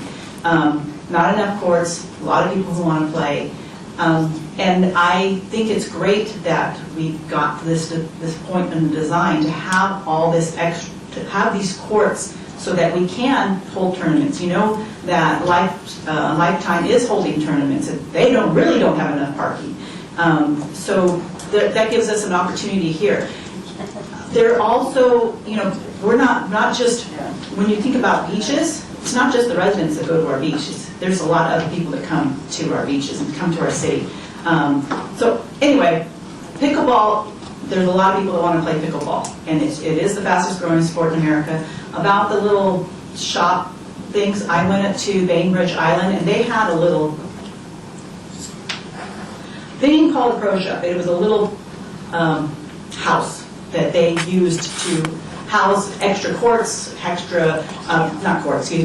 pickleball paddles and tournaments, and had equipment to brush off, brooms and spikes, and it was somebody had a key to it so that they could open it up and use it. So it can be used as like a community house. That might be a better term than pro shop, a community house. But anyway, I just want to speak in favor of pickleball. Thank you. Thank you. I have a card from Tim Brown. It says master plan. Is that this topic? Is that this topic? Yeah, that's this topic. I actually submitted for the last one that this one won't bring. Tim Brown, former council member, mayor, grateful for the service of the commissioners here tonight. Also want to commend staff bringing this report forward. I wanted to just speak, if we could, globally about pickleball. That's estimated about 14, maybe 15,000 square feet of dedicated space at Steve Park that have been provided to pickleball with what I would consider to be a minimal cost profile in regards to other things we've done in town. It's difficult to find, in my history of 15 years of public service, a use that has been more popular, more energetic, and in all candor, more popular than the pickleball use that's currently happening at the Short Cliffs. Now, with that being said, the demand is unending. It's increasing, right, as the sport becomes more popular. Now, why is that? Listen, you can show up there, you can be 14 years old, play a 7-year-old, have a good productive game, have an enjoyable time, get to know members of your community. There's a reason why the sport is so popular. Now, it may not be popular for some in our community, and that's okay because the sound and other inconveniences with that. Steve Park was a consideration for that. It's the one area where this use doesn't have controversy attached to it. So that's why the use has been dedicated for that. I spent a lot of time up in Short Cliffs at San G. The park is, for all intents and purposes, completely unused for the most part of the week. Completely unenergetic. A few dog walkers, except for nights, maybe some softball and soccer and other items like that. Except for that 14,000 square feet, which is almost filled, packed from 8 to however when the sun goes down. That's amazing. I don't care what you are. If you're a Beaches Park Rec Commissioner, or a recreation professional, that's an incredible use. So, what is this plan here tonight? This plan is designed a way to be able to provide a supply to a community demand in an area without controversy and with neighborhood impacts. That's a good thing, right? This is a good thing. And the reason why this design is important is because with this demand becomes also funding. So for example, it gives the pickleball community an opportunity to be able to go out and find sponsors, public-private partnerships, and other things that might be able to bring money in to offset these costs. Without a design plan, without something substantial, that's really difficult to assess and to be able to find that. Remember, this is not a binding, I have some side talking, I'm sorry. Is that okay? It's my First Amendment right. That's right, no, but I'm speaking now. I gave you your quiet time. If I could speak, that would be fine. It's a First Amendment. Can I just get a few extra seconds, please? Thank you. So it's important, I think, when you're talking about this use here and the other opportunities that we're having here. I have a point of order. The speaker is not to be interrupted, please. It's my free speech rights, and if I'm, Amanda, I'm just trying to say something without interruption. you could do that and keep on. But listen, if we're to show what is consideration, then please show me the consideration. I'm sorry, Amanda, I don't believe you can interrupt the meeting. As a person of color. Are you stating that there's some discriminatory aspect to my speech? Am I? It's not your free speech right to interrupt a meeting, I'm sorry. I was talking among myself. Okay, then a whisper would be good. Okay, thank you. May I continue? Is that okay? Thank you. So what's my point? And what's the point behind this is the Steve Park location is an excellent location. The demand is excellent there, but the design details are critical. Your recommendation, may I have a few extra minutes? Yes, I'm you good, may. sure. Thank you. Your recommendation tonight is really not a binding necessarily. It shows the will of this body, but isn't necessarily binding to the council to be able to take whatever it is you do, but it does show community will. And so I think I'll conclude with this, is that there is a tremendous amount of support for this project from the pickleball community. The pickleball community is also growing at a tremendous amount. And so I think what the opportunity is before this commission is to be able to have deliberative impact. I think that a subcommittee is an excellent idea, by the way. I don't even know what time I have. I keep getting interrupted. May I finish, please, and allow the chair to do their job? So my last statement would be that I think a subcommittee assignment would be an excellent way to be able to figure out some of the design details without taking in the temperature of this body. Thank you very much. Thank you. I have a card from Dennis Grimes that says Miramar. I don't know what that means. That's not at this time. That person is not in the room? Okay. Another George, no last name. Gregory, sorry, I left that off.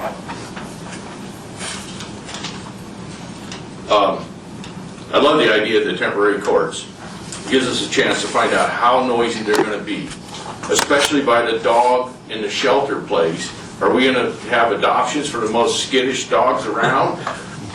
I don't know, you know. So this would give us a heck of a chance, and it is affordable. I love the idea we're going to reuse the courts. I guess we're going to cut them and use them as a riprap for retaining walls or something like that. I'm not sure what the plan is for reusing the courts.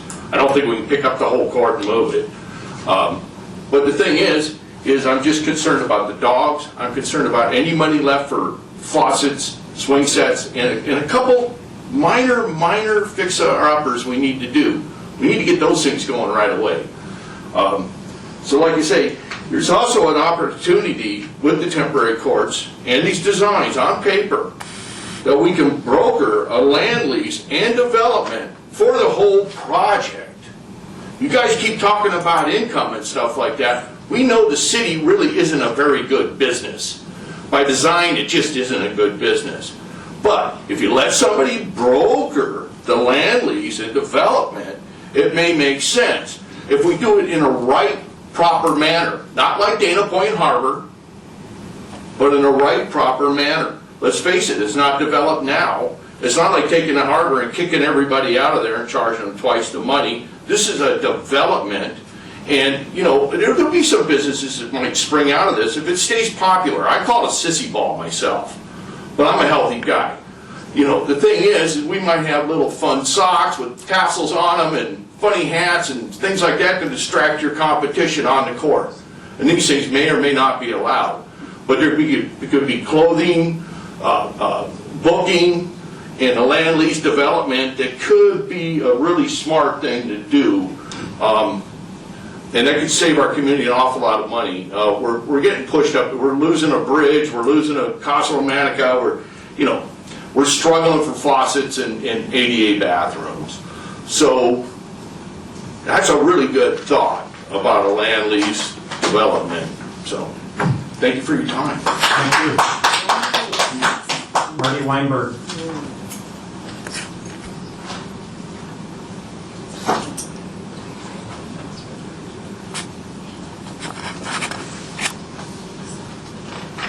Good afternoon, Commissioners. I'm Marty Weinberg, USA Pickleball Ambassador for the City of San Clemente. I'd like to mention a few things regarding pickleball this evening. First of all, I want to reinforce that pickleball is the fastest growing sport in our country. Currently, we have over 36 million people that play pickleball in the United States. In 2021, we only had 5 million. And it's been about 4 years now. I believe it was October 2019. We had our grand opening for 8 pickleball courts at San Gregorio Park. And at the time, we had between 65 and 70 people that played pickleball. Fast forward to today, we have well over 1,000 people playing pickleball in San Clemente. And we still have the original 8 pickleball courts. So our courts are overcrowded, and these courts cannot sustain the amount of people that are playing pickleball. So we need this 24-court venue to grow our sport and to provide enough courts for the community, and also a side note, to raise revenue for the city of San Clemente. Pickleball can raise hundreds of thousands of dollars each year to fund pickleball and to add additional revenue for the city of San Clemente. A good example of that is the 4 tournaments that are held at Lifetime Fitness in San Clemente this year. The first 2 were held in June, the other 2 coming up in December. The first tournament in June, we had between 2,000 and 3,000 people in attendance. Then we had 1,300 people that were registered players, and they paid $140 a piece.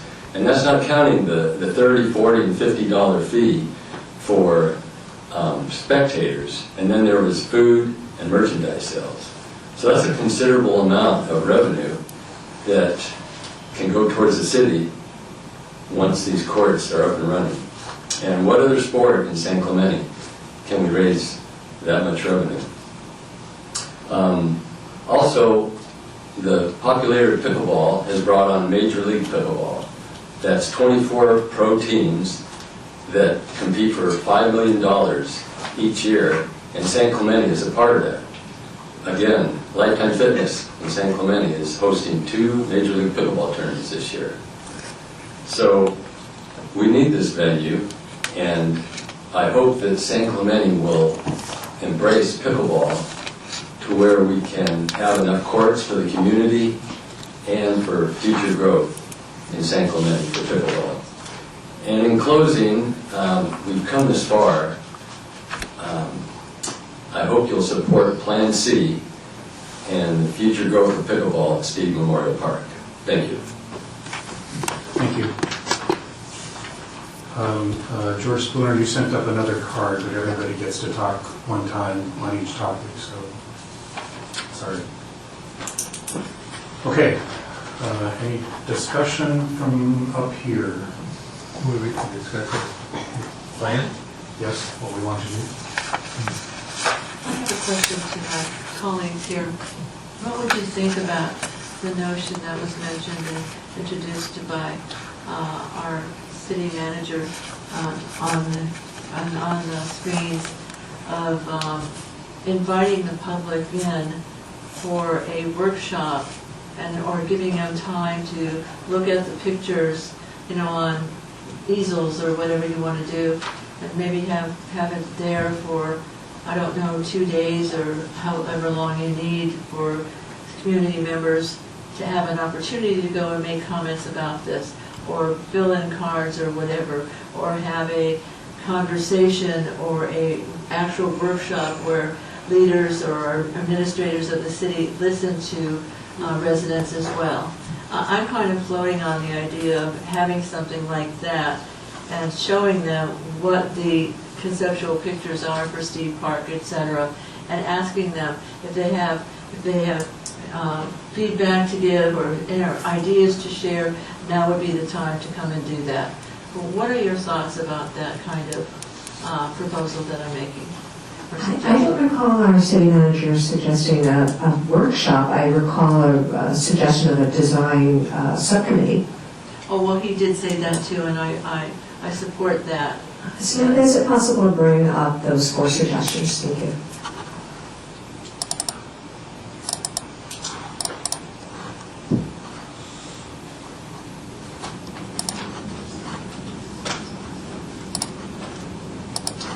There it was, the second item. Take some time to digest the plans and the public comment. Project won't be constructed in the near future. And then the subcommittee was the next one. I think these are wise suggestions, and I would actually make a motion to take advantage of putting those to practice.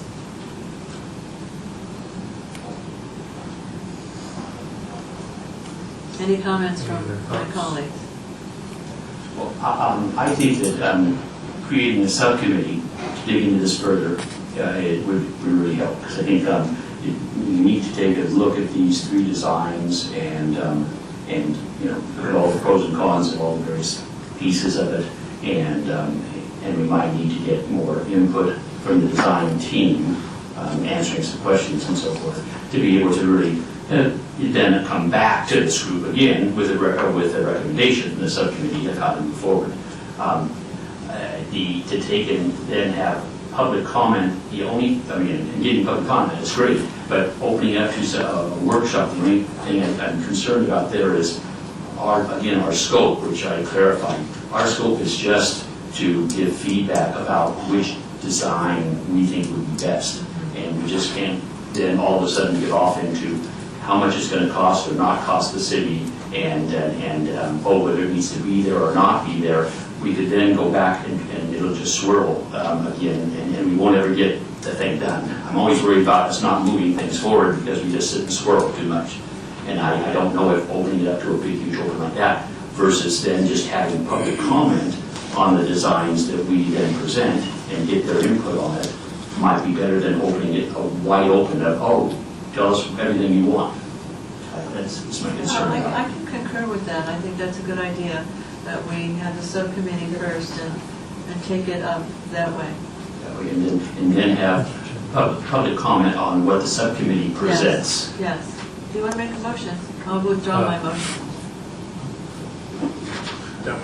Now that we can have a talk. Yeah. Okay. Thank you, yeah. I think the reality of the situation is that we have these schematic plans, and we have a limited amount of space, and the solutions will be kind of geometry, but in essence, we have committed ourselves to 24 of these courts. That's a given.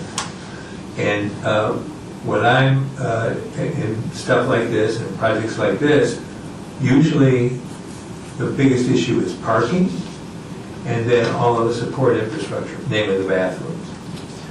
So without getting into the weeds on this thing, I've got a bathroom that's way up on top and a bathroom that's in the middle. And I think, if I'm not mistaken, that they have to be somewhat reasonably close or accessible for the ADA, that a person can do that. So this is the arithmetic and those kinds of things. Susan's point is well taken, but I think we've got enough information here we can tune this up and address some of these issues, to make it better if we want to, a little bit. But it's 24 courts, and they're going into this spot. I mean, we can move the bathrooms, we can do something about the parking, but I think our overall capability is a little bit limited, given what we have to work with here and what we've already decided. Any other comments regarding the subcommittee? Let me just say, my frustration here is that we did put in some time, this was almost 2 years ago now, with public input. We did have a couple meetings where the rooms where we were meeting at the time, the community center was full with people who were giving their inputs about what they wanted in their own park. And we were looking at 5 parks, not just this one park. So, and that kind of brought up very, competing interests.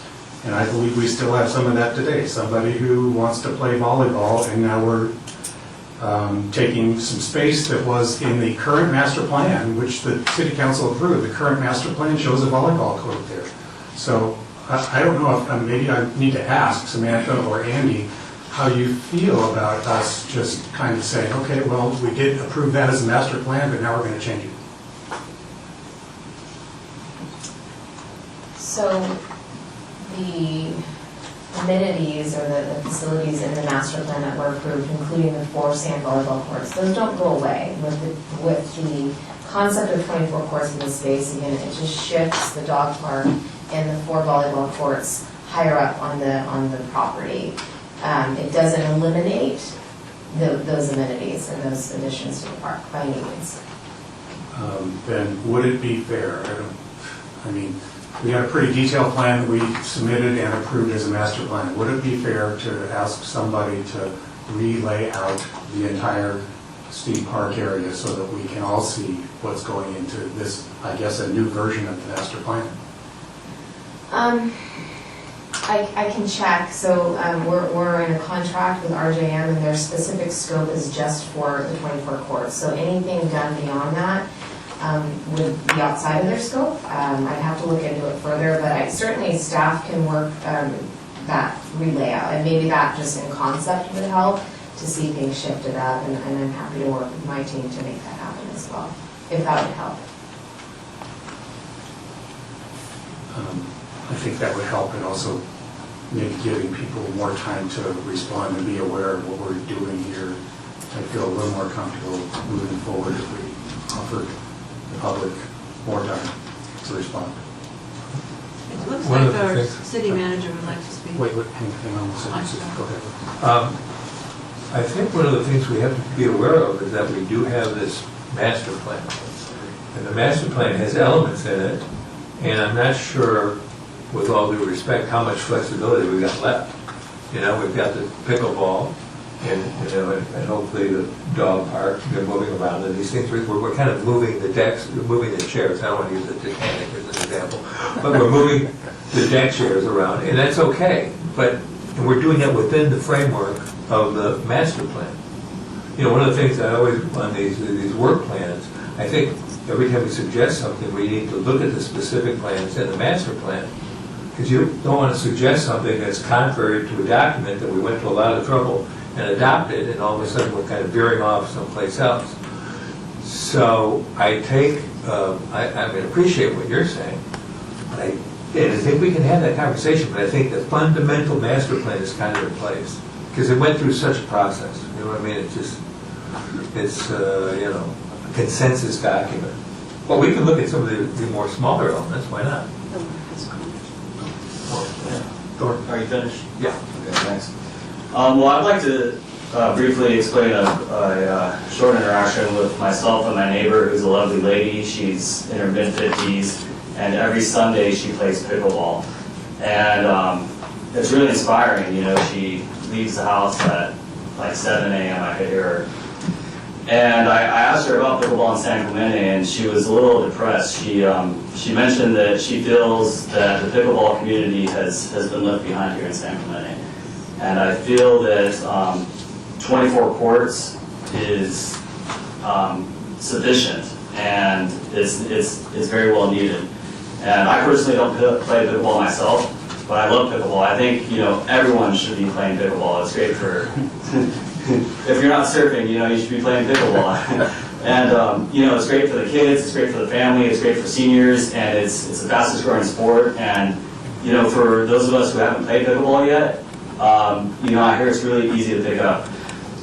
So there's no doubt that we need to get this done, but I want to make sure that it gets done the right way. And,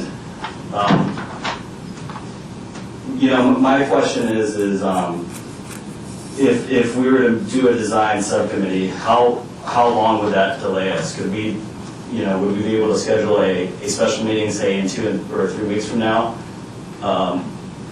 and vote to make you know, a new recommendation, or how long would that delay if we do design subcommittee?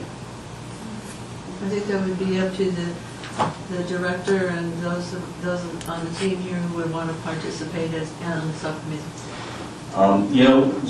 Just my input, I think the pro shop it's a service to our community. I would personally like to see space for a restaurant. I think it's a great service to our community, maybe even a bar. I know there's limited space, but we got to think, if there's 24 courts there, potentially there could be hundreds of people there at a single time, or even thousands in a single day. And it would be a great opportunity to serve our community to have such of an establishment, and then also a good opportunity for the city to generate income through, sales tax revenue and so forth.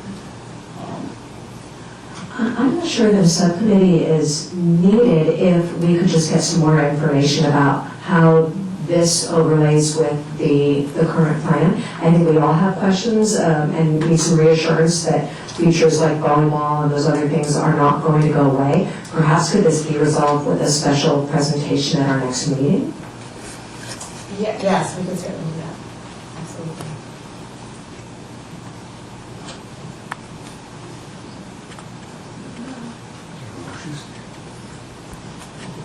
I think our city manager wanted to speak. He had come up. Andy, did you have something you want to say? I probably shouldn't say anything because I think Mr. Johnson hit my points very well. I want to let you know that not just because they're my bosses, but they made a decision. I'm supportive of putting 24 pickleball courts in Steed Park. That decision's been made. I think the reason I wanted to tell you to not feel like you have to make a decision before you had all the information is just the exact things you're bringing up now. There's been some changes. We just want to make sure you're clear about what those changes are and what those changes are to the park, and the public knows that we don't want to eliminate any of the other amenities that we were planning in the park. They have been moved, and I think it's important that everybody have an opportunity to look at that and be comfortable with that. So I hope that anything I said was not, against pickleball, not at all. The council's made that decision. I think that that's been said several times. That decision's made. It's just what does it do now to the park? And I want to make sure that you guys are comfortable with that information and not trying to delay. The big thing is I think everyone gets tired of government delay, including me. So as much as we can expedite, I think that's important. I'm sorry, I have a follow-up question to that. Because the master plan has been adopted. Correct. And then the council has, a couple of times, one, they upped it to 24. I think they also made the recommendation that lighting should be included. But that's really all of the things they have said of a change to the master plan. So any other discussions we might have that would be adding other things to this would then be outside of the master plan, which would then mean it would all go back around in a circle again. Is that correct? Yeah, some of the things I just think adding 8 additional courts from what you initially looked at probably will warrant some discussion about an amendment to the master plan. We want to make sure the master plan reflects 24, not 16. So there will need to be another look at the master plan as this moves forward, without question. I have to say, and I could be wrong, I don't remember the discussion about the lights, but that may very well be the case. I could have been, I don't remember. So I can't confirm that, so Samantha can. Okay. If that was a question. I wasn't sure if it was a question. If it was a question, I can't read that answer. in the notes too, that they had made recommendations. A lot of the discussions were before I arrived, of course. But yeah, that's the very essence of why I came tonight, is to make sure we want you to make well-informed decisions and not feel like you don't have the answers to some of the questions that you've got. Very supportive of the 24 courts. Thank you. Before you leave. Oh, yes. So I guess I have a question for both of you. In your best guess, are we on solid footing with the council if this waits for our next meeting and we get a chance to see a layout with all the amenities that are going to be included in Steed and give the public more time to respond to that? I'm sure the council is anxious for you to finish your work, but I think that they would prefer that you are making recommendations when you feel comfortable about it. I'm very glad to talk to the council and just let them know that this changed a few things and that you need some additional time to look at that and be comfortable with it. I think as long as they know that there's not some kind of a step back from decisions they've made. They want to build 24 pickleball courts. So as long as as long as we're not discussing, well, they're not going to fit, we only want to build 22. I think that decision's been made. In terms of bringing them a recommendation, I don't know that there's a big hurry for that. I'm just concerned about the significance of the change from what we approved as a master plan. Relocating the entire pickleball complex somewhere else, where something else was intended to go, and that's why I would really be more comfortable, and I would like to give the public more chance to respond to what the entire plan is going to look like. Very valid concern. I'd like to make a motion to continue agenda item 7B to our next meeting after a special presentation so we can get more information about how these changes, Plan A, B, and C, work with our existing plan. I would like to propose an amendment that we don't wait until the next meeting, however we schedule a special meeting maybe 3 or 4 weeks out. Because I don't think it's good to continue to make our community wait. We need to get these pickleball courts built. Samantha, how long will it take us to get a view of a new revised Steve Park? It'll take a couple of weeks probably. I have to figure out who's going to do it. But the council's already scheduling a special meeting for the work plan, so there might be some opportunity to incorporate it in that meeting. So maybe a month or so? Yeah, about a month. I think it's important to note that this is not holding up the temporary courts. Is that correct? That's correct. Those are going forward.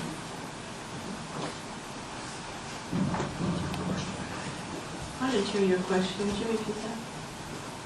I didn't hear your comment. Oh, I asked if these changes are on delay to their next meeting, if it would be holding up the temporary courts, and it will not. No, okay, thank you. So I think the request was of you, since you made the motion, Jennifer, if you're okay with moving the date for the meeting to perhaps a month out to coincide with the other special meeting that we were already scheduling. In other words, to accept the friendly amendment that SOAR offered. Accepted. I second the amendment. Motion by Elliott, seconded by Cormaster, to schedule a meeting to review the layout for Steve Park about a month from now. I'm sorry. Am I not on the line? Okay. All in favor? I'm sorry. Thank you. I'll get it. Aye. All in favor? Aye. Opposed? Okay, thank you. Communications. Samantha. Yes, I just have a couple of items I wanted to apprise the commission on, and your packet includes a couple of attachments to each of these items. The first item on the list is the park projects for fiscal year 2023. I've included that because some of it will inform what your work plan looks like. The projects that are funded for the current fiscal year are highlighted in your document. That's under item 8A1. So kind of high level, we've got some scoreboard installations and replacements. We are working towards Bonita Canyon ball field lighting is going to get replaced next fiscal year. I think that's a really important piece. You might hear about that from softball and baseball. So we're looking to start projecting that out. An exciting project is the refurbishment of the Maxburg Park fountains. There's 4 fountains in that park, and we're working with some CDBG funding. And this is going to be a 2-part project to, number 1, design, and then we'll do a build and construction in a later year. So that's an exciting enhancement to Maxburg. You also see North Beach Playground is funded. That's a replacement of the existing playground. Any playground designs come to this commission, so you'll get the opportunity to give feedback, as will the public, on that. You'll see the Pure Underpass improvements. That's the Pure Pride sponsored project that came to this commission earlier in the year. We are working towards Riviera Beach entrance improvements, including additional bike racks. That's a very busy beach access point, and we've heard a lot about bike overflow and just impact on the neighbors. So you'll see improvement there. We will hold a kind of a town meeting for that, likely either at the community center or on site to get the resident feedback and make sure we're heading in the right direction. We've got Aaron ball netting that will be installed at Steed Park in Vista Bahia. And then, of course, you see that Steed Park pickleball courts at $2 million. That's on the first page.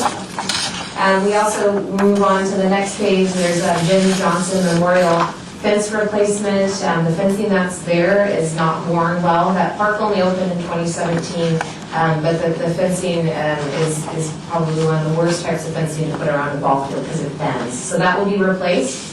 We're replacing, it will actually only end up being two artificial synthetic turf fields at Hermosa. It's likely going to be field 1 and field 5. That's the football field and one of the soccer fields. We hoped to do all 3, but because of the costs, we're only able to afford 2 fields at this time. We'll also be working towards replacing the San Luis Rey Park restrooms. If you frequent San Luis Rey, you'll know that those restrooms are not in good shape, and they're used by the golf course as well, so that's benefit from both sides of that. We're also, again, working on a couple of scoreboard installations. Jim Johnson, that's a repeat, I'm so sorry. We've got the North Beach concession and restroom project. Again, that goes to the North Beach placemaking plan. And then the playground, and then on the last page you'll see that there's just some general beach things like the stair replacement at T-Hay and Alford Hall. This Montalvo and Riviera Bridge, that's the project that's kind of been postponed to address the Costa Romantica situation that City Manager Hall referenced earlier. And then we've got Park Monument sign replacements, and that's something we're doing every year, is replacing a couple of our what are dilapidated park monument signs. So with that, that's our CIP projects. I'm happy to answer any questions if there are.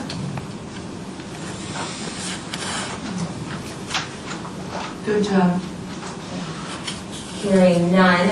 The site-specific master plan, I don't have any updates to provide at this time. We've talked a little bit about what is Steed. We've taken no further action on the other 4 sites at this point, with the focus being at Steed for the time being. I don't have any other updates related to beaches, parks, and recreation. I gave you the event update. Fall classes have opened. Registration is open. We've got some incredible classes lined up for the fall, so hopefully you all received your magazine. That includes our whole fall lineup of events as well. And then lastly, in your packet, there is a memo that is from Community Development Director Cecilia Gallardo Daly. I won't by any means summarize it because I won't do it justice, but if you have had the chance to read it, it's a really thorough update on where we're at with our sand projects. So she covers everything that has been discussed that's on the radar to kind of keep the commission apprised. And then there is an email. If you've got any questions or anything, there's an email at the end of that memo. It's lcp@sand-inclementy.org. I wanted to make sure this was included in the packet so the public also had access to it. So with that, I'm happy to answer any questions if there are of me at this time. A couple questions. Do you mind if I apologize, Ruth. Ruth sent in a card. I think maybe we should hear from her since that was supposed to happen. No, I guess it would have happened after the staff report, but why don't we hear from Ruth first?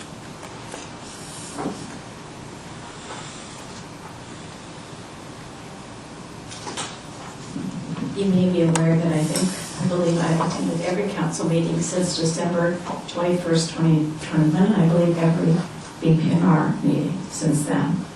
I cannot find, and I've gone back and listened to these meetings and minutes, anywhere where you have been directed by council to hold, pause, whatever term is being used here, of the 5-park master plan.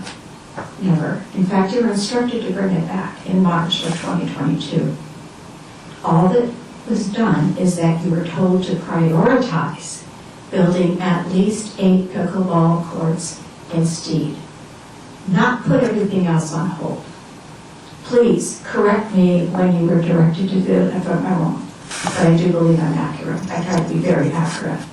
So how now have sand volleyball and dog parks been redesigned into a master plan that has never been approved by you and has been on hold ever since December 21st, 2021?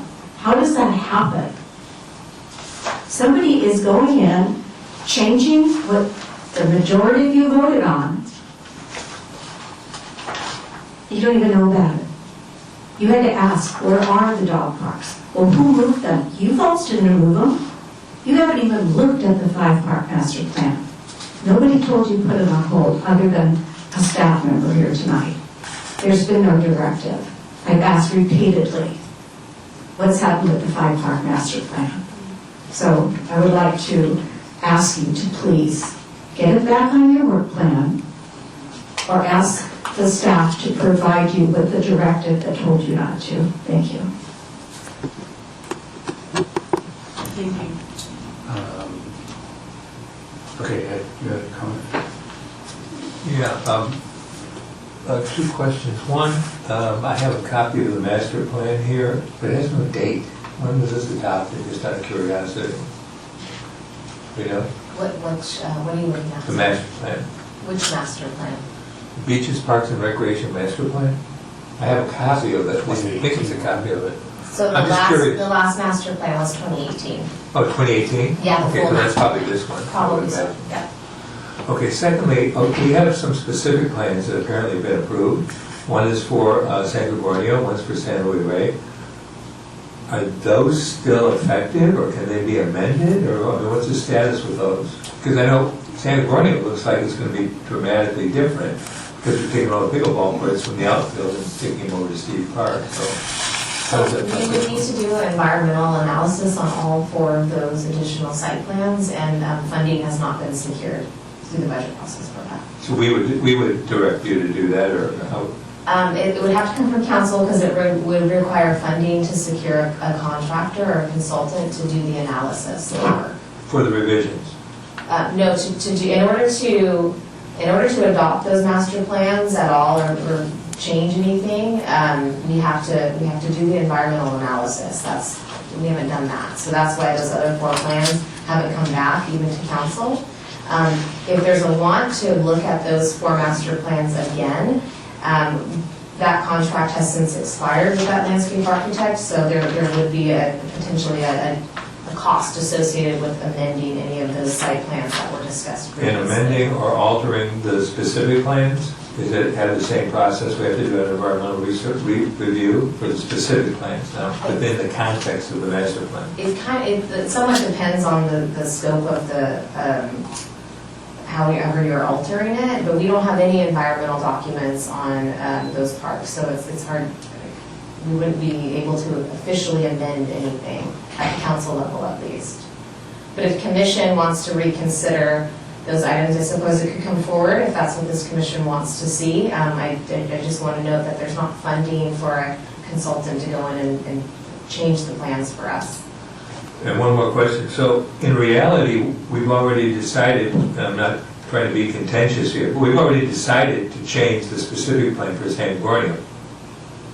I mean, it's got the skate park, it's got the dog park, it's got the pickleball, and on the adapted specific plan. Right, but it hasn't been adopted yet. So this commission recommended approval of that plan, but it isn't actually adopted because city council never adopted it and certified any environmental analysis attached to it. So we could revise it to be consistent with what things are being done now? I mean, we could recommend a revision without running afoul of the... You could, but again, if it's going to be actually going in and changing the design of the plan, I don't have a consultant anymore who can do that, so I have to go back out and potentially rebid the project depending on the cost, that's all. But yes, you could make changes, that could be incorporated into the work plan.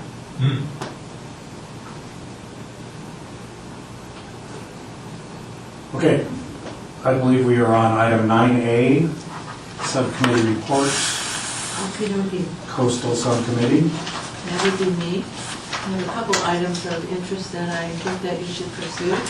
One is the city of San Clemente. As you know, we are working on a nature-based resiliency project feasibility study, and part of that is requiring our study researchers to identify erosion hotspots and solutions to address short-term and long-term coastal erosion in the city. So as a part of this effort, a report was put together called Critical Erosion Hotspots. There's 8 of them. The report has been published, which identifies what beaches in the greater San Clemente region are experiencing the worst erosion and which beaches appear to be somewhat more stable. These preliminary findings in this report will be used by the city to develop coastal resiliency solutions aimed at reducing erosion, stabilizing and widening the beaches in the city using nature-based or green solutions as a first priority. The report is available at the following link, the local coastal program / City of San Clemente CA, san-clemente.org. And the beauty of this is that Samantha has let me use Debbie to put these links together for you. So if you're interested in getting this wonderful report on the critical erosion hotspots, believe me, it's good reading, it's very informative. I think if you are interested in our coast for any reason, this is a report that you need to see. So you can just contact Debbie and let her know that you'd like to have the link to this report, and she will send it forward to you. And that will be happening with many of these other things that I have. Rather than giving you a lot of paper to feather through, you can decide yourself what will work for you and what will add to your information and knowledge bank.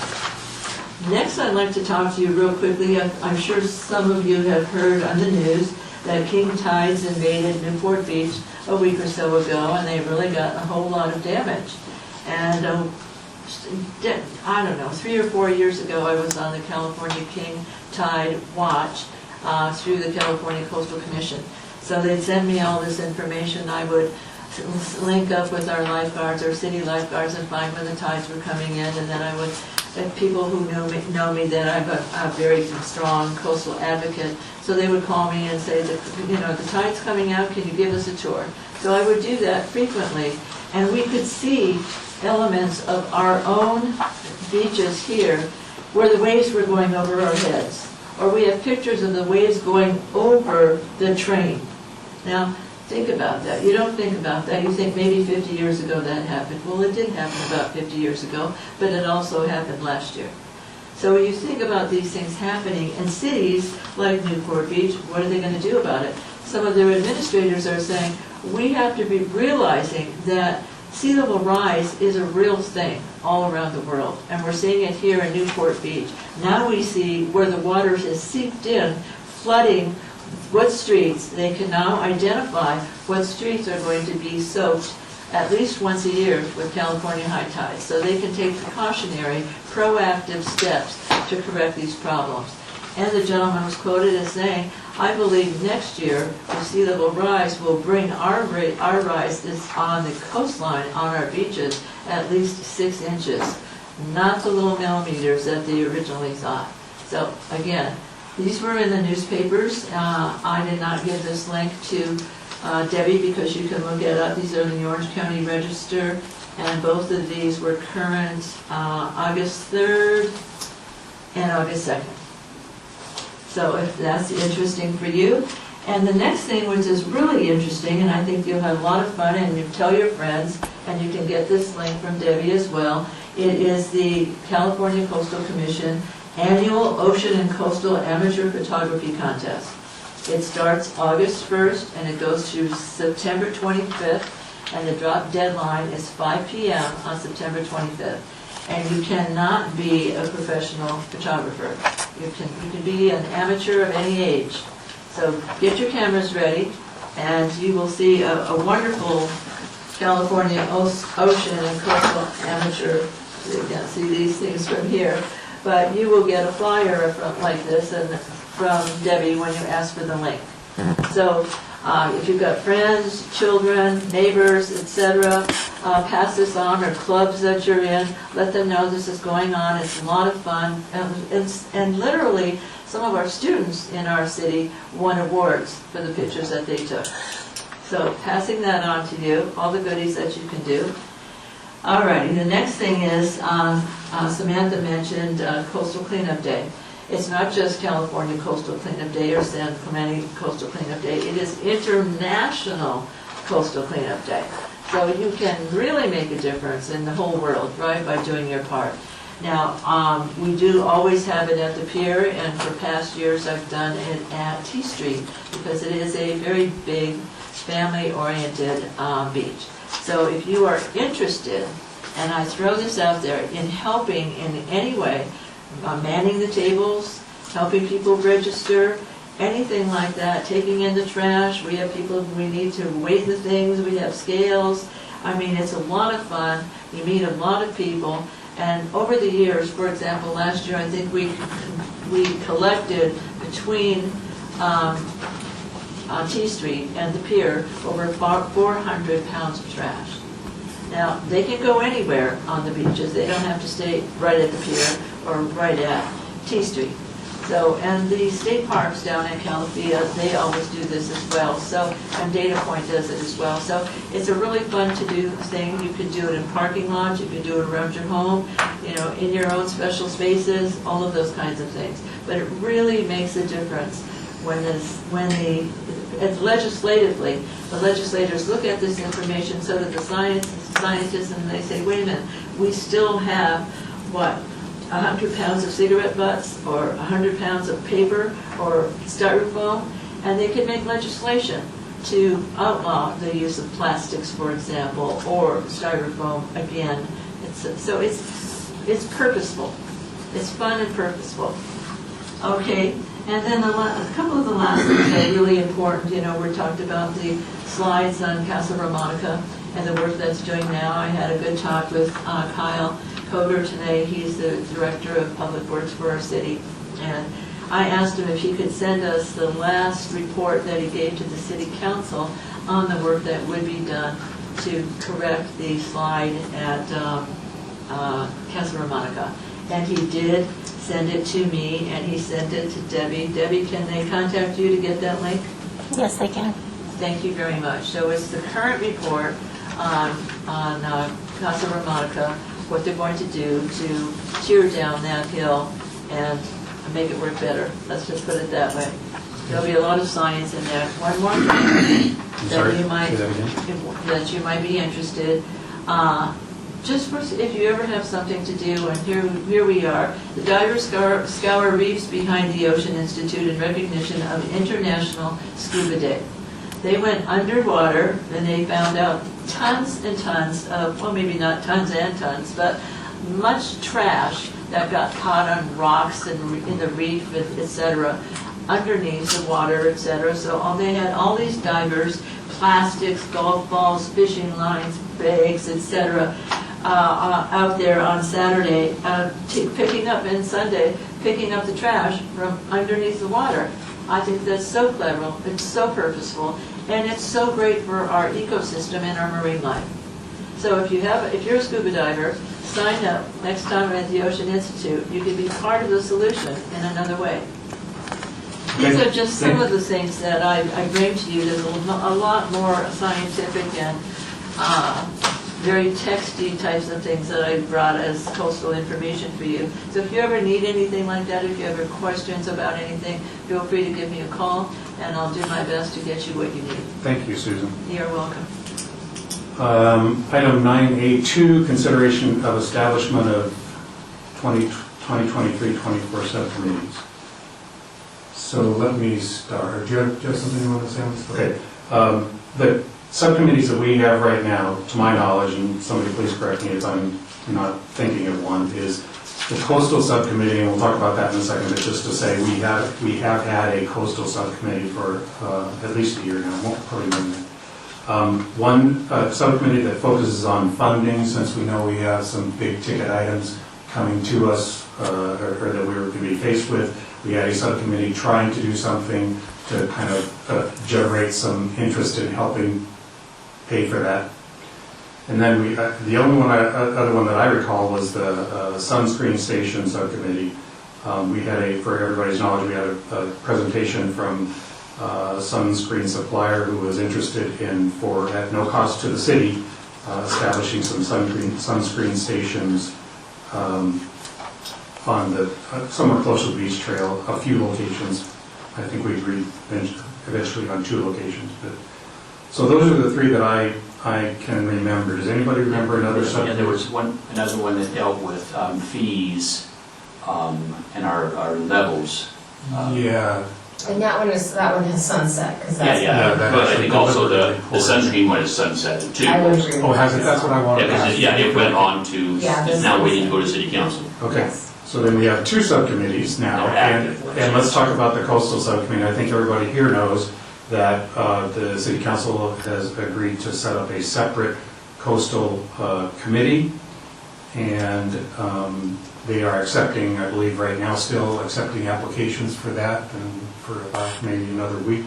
So that hasn't formed yet, but any of the work that our subcommittee did, I think would transfer over there, because our subcommittee was specifically focused on coastal issues in terms of sand replenishment, sand replacement, water quality, which I think is another thing that would transfer to the new committee. So I don't think that's a commission or subcommittee for us that would move forward. So, and let's talk about the funding subcommittee then.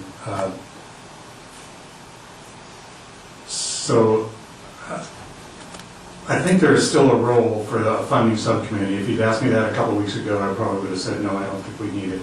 But because there is this other group that not everybody may be aware of that's called Friends of San Clemente, or Friends of Beaches, Parks, and Rec of San Clemente, that actually has a specific focus to generate funding for beaches, parks, and rec purposes. Most of that goes to events like the summer concerts and other kinds of events that we have during the year. But I think there's a role for somebody to play to try to generate the larger ticket items, maybe a donation from a big sponsor, perhaps including in somebody's estate planning, those kinds of things. I don't think that Friends of San Clemente see that as their role. So I would at least recommend that we move that subcommittee forward and continue it. Any other thoughts? I agree that we continue with the subcommittee for funding. Second. Is that a motion? No, just agree. Yeah, I think right now we're just talking about subcommittees that we need to establish, and then we need to talk about who will be on it. So does anybody have any other ideas for subcommittees? Well, New Pure subcommittee. Pride. Well, that's not a subcommittee of this. I mean, I am the Pure Pride rep from this board to Pure Pride, but Pure Pride isn't a subcommittee of this commission. Oh, I thought we had to vote on that every year. Well, we would vote on who the rep would be, but that's not a subcommittee. That's Okay, one person. okay. I move that we continue the funding subcommittee. I guess I'll second that. Maybe, okay, so just for everybody's knowledge, the funding committee consisted of myself, Jennifer, and the former chair, Terry Russo, who would not be on the subcommittee anymore. So I guess first we're talking about continuing the subcommittee. Maybe we should have a vote on that, and then talk about people who might want to participate in that. What's the mission statement of that committee exactly? Yeah, so from my perspective, and I'll let Jennifer talk too, from my perspective, we saw the need to have somebody focused on how can we generate perhaps some big ticket dollars to help us with some of the funding that we need to move forward. And specifically, we know we have a large pickleball cost facing us, but there probably are other things too. And that's one element that the Friends of San Clemente don't see. They don't see, I believe, they don't see that within their kind of mission. Well, they raise a lot of money for a lot of big projects, but and sometimes they get big donors, but they don't put their efforts in only soliciting big contributions. And I think the subcommittee you're looking for is looking for big donors.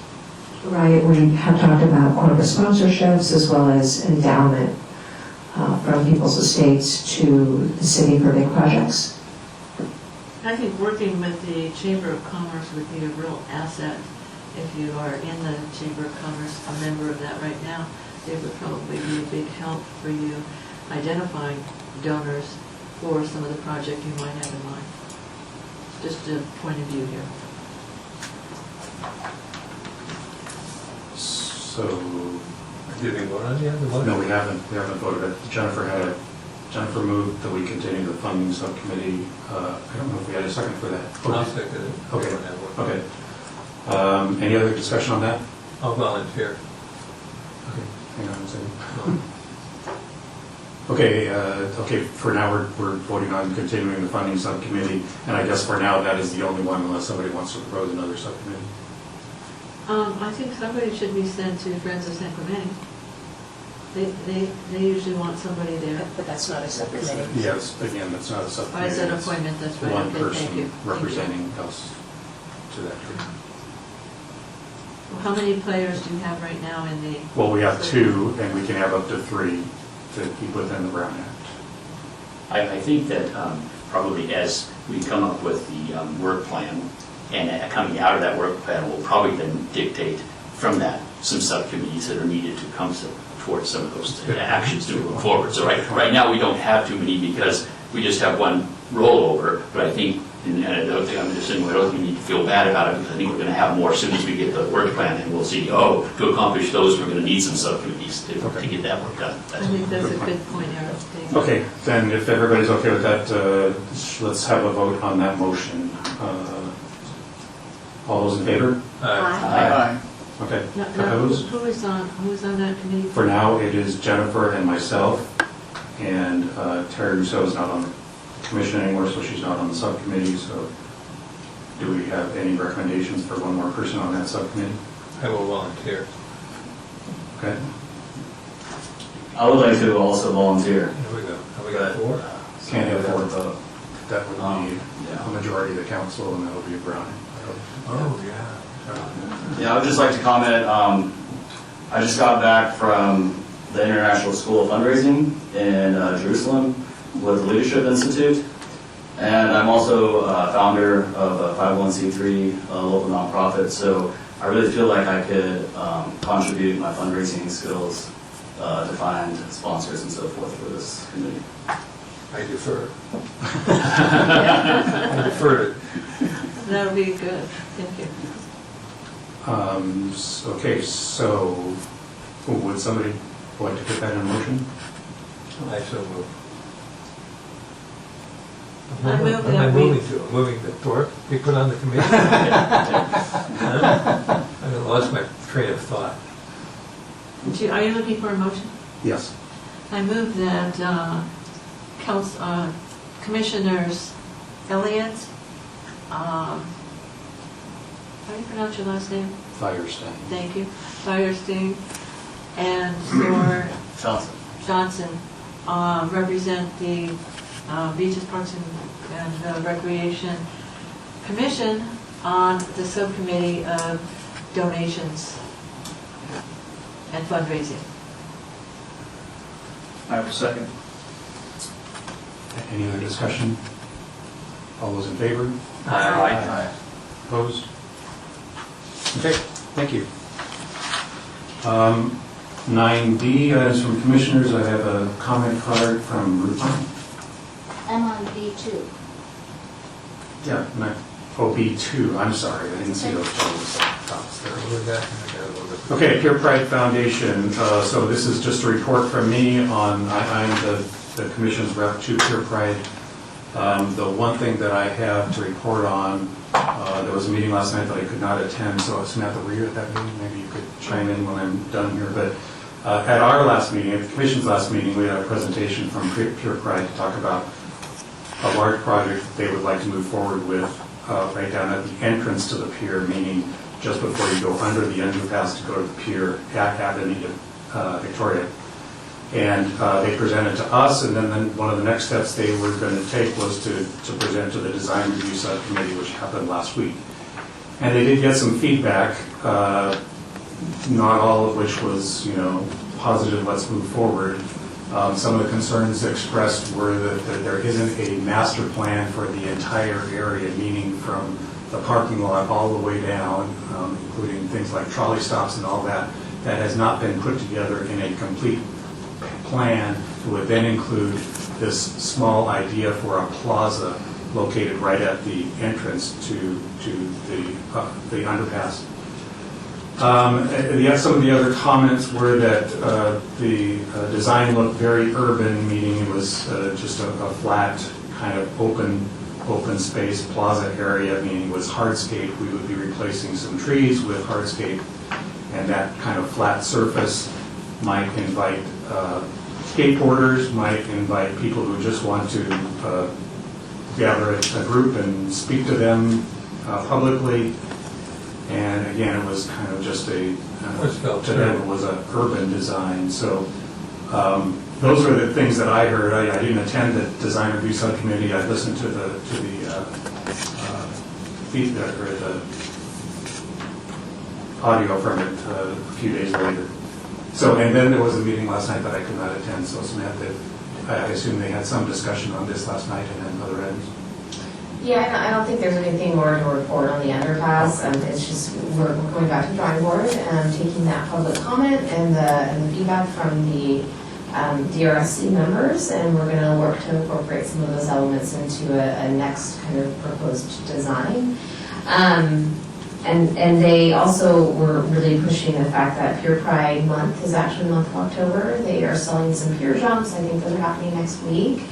And then stay tuned for, they have a big sponsorship dinner that they're doing at the Oleanson Beach Club. And then they also do a sunset dinner at Fisherman's, which I think is almost sold out. So they're a busy group. I could add that there were several people who were not sitting on the board of Pure Pride attending, including myself, who offered comments as well to not only Pure Pride people who were there, but also the design review group. I thought it was very productive. Mr. Chairman, is there anything Pure Pride wants this commission to do to help you execute your vision and the plan that you have, as opposed to, I don't want to say design review meddling, but that may not be the right word.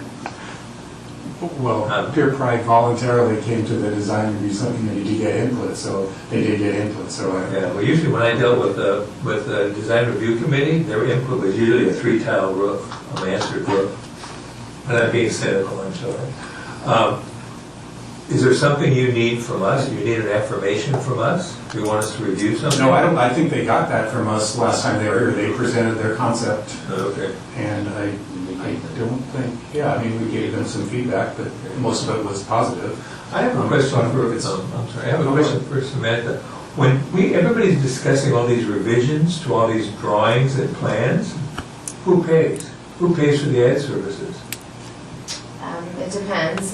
In this specific instance, there's the design was actually done free of charge for Pure Pride through a local designer. So they donated that service to Pure Pride.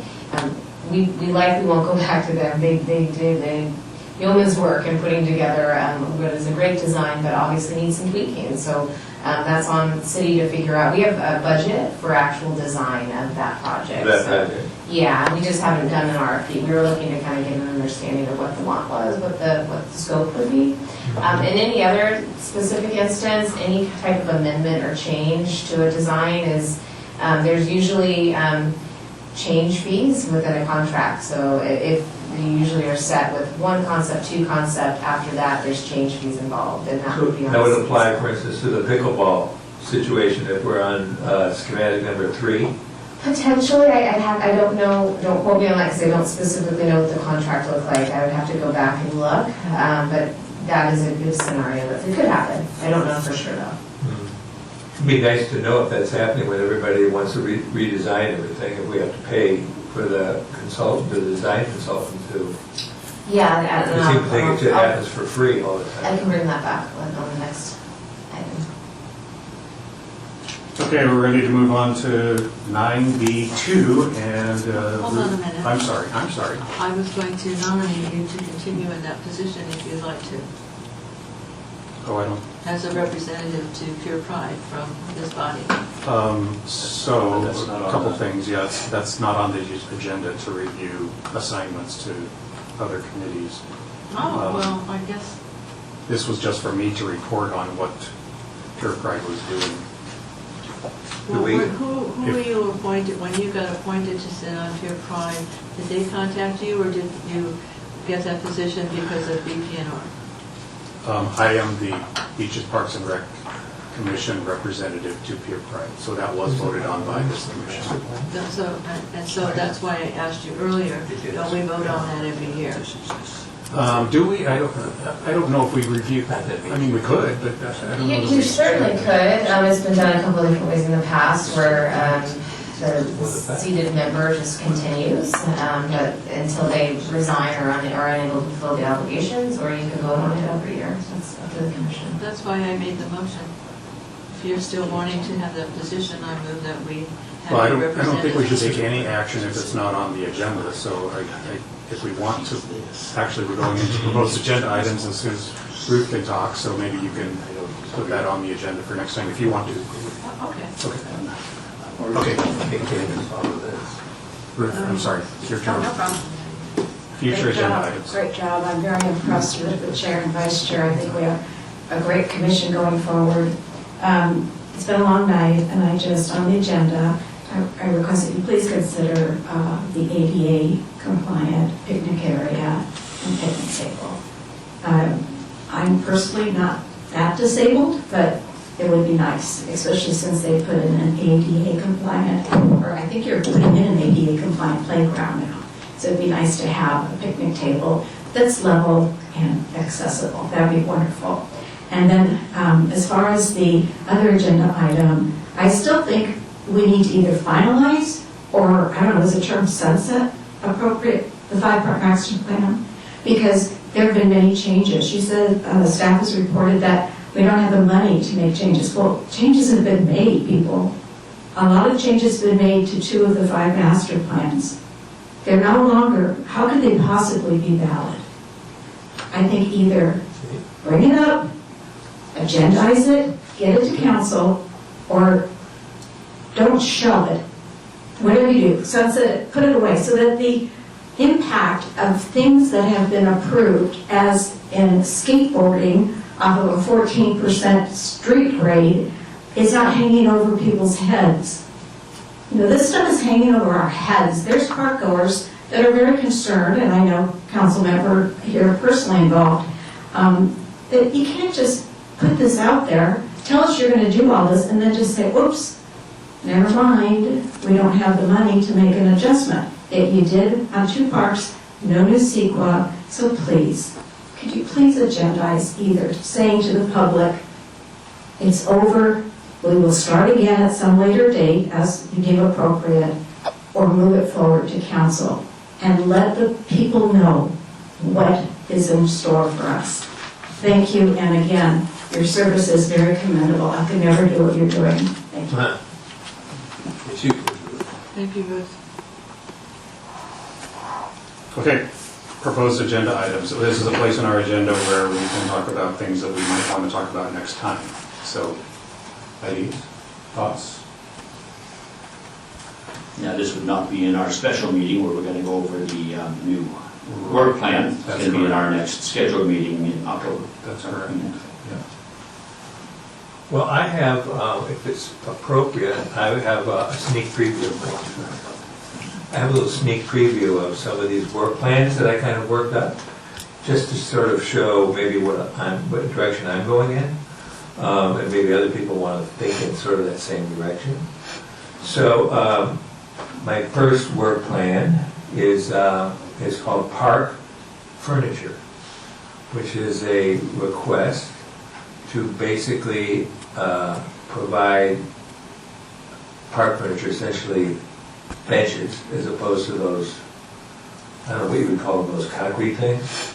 And also some, as part of this proposal, game tables for both for down at the pier, chess tables, and then up at San Gregorio. Very simple kind of situation, but by the time you buy these things, I'm only proposing buying 12, and then 4 game tables, and then the installation of them by the city staff. I mean, it gets to be about 30 grand. What I'm proposing here, and again, I don't want to get in the weeds on this, what I'm proposing then is that we have folks, which they've done in the past, dedicate the bench with a cast bronze plaque. And there's been various discussions, $5,000, $3,000.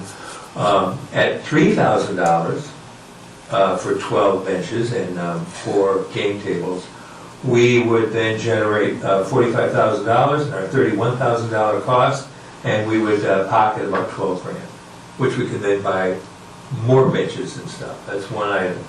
The other item is... Can I ask, so could you just give us the title there, and I mean, that is a future agenda item, so I think it's appropriate here. Okay. We agreed to have a special meeting. Sure. Well, anyway, that's... I mean, if you could just kind of give us an idea of what you want to cover in those, I would appreciate it. So sure, not a problem. We have a time limit for 15 minutes from now. The other thing would be a repair of the soccer field at San Gregorio. It needs to be regraded and resodded. Every time it rains, the water all goes in the middle of the field, so it becomes a dysfunctional amenity, right? The other thing would be, this is near and dear to my heart, basically upgrading the purpose of the lawn bowling facility to bocce ball. So bocce ball, in spite of what all the pickleball people are saying, bocce ball is probably the second most popular game in the United States right now. So anyway, but briefly, I'm just going to mention, I was on the Parks and Rec Commission when we approved, I didn't vote for it, by the way, when we approved lawn bowling, $400,000. And, we've all seen what's happened to that. However, there's an infrastructure there, there's a CapEx investment there that we could very easily take advantage of. And essentially, it's just basically regrading it and using the proper material. Sorry, we're getting a little bit too much into discussion, so if there's an I'm item sorry. that Well, anyway, you're okay, so that's what, I apologize. That's okay, thank you. Okay, we're done with the agenda. Does anybody have a motion? I have some. Oh, I'm sorry. This is for a director. I received a letter from somebody from San Diego. Actually, there's a CC to you too, John, regarding night surfing. Could we put that on the agenda unless you have a quick answer of what the status of that is? Yeah, the council just took this up this year and denied it, so I would recommend the commission review it again. Okay, denied. Thank you. I've spoken to that individual, so. Okay, thank you. And then for the agenda for our next regular meeting, I'd like to put on the appointment for the representative for Pure Pride, so we can do that officially. But are there not, I think there's some other representatives that we normally have. Well, I guess the... Friends of San Clemente Liaison. Yeah, the Friends is different from Pure Pride. Pure Pride actually has in their agreement that somebody from the commission will represent the commission on their board. The Friends agreement is not set up that way, so the Friends Foundation has to request a commissioner be appointed, and they haven't had that. They've not done that yet. They haven't had their board meeting though either. So if that is an option, I will bring it back the next meeting. Then I have one more other agenda item, and that is to take up the issue that Bruce Martin suggested to us, the picnic table discussion, approval. Yeah, Mr. Chairman, there actually are ADA-approved picnic tables. They have 3 benches and 1 open. So what happens, a wheelchair person can pull up to the table as opposed to having 4 benches all the way around. Right, and my point is, let's put it on the agenda so we can take some action on that at our next meeting, please. Samantha, you had mentioned something earlier tonight about a ADA compliance plan, or, and I'm wondering if we should start at that level first before we talk about a specific bench or picnic table in a specific park. put that for a committee?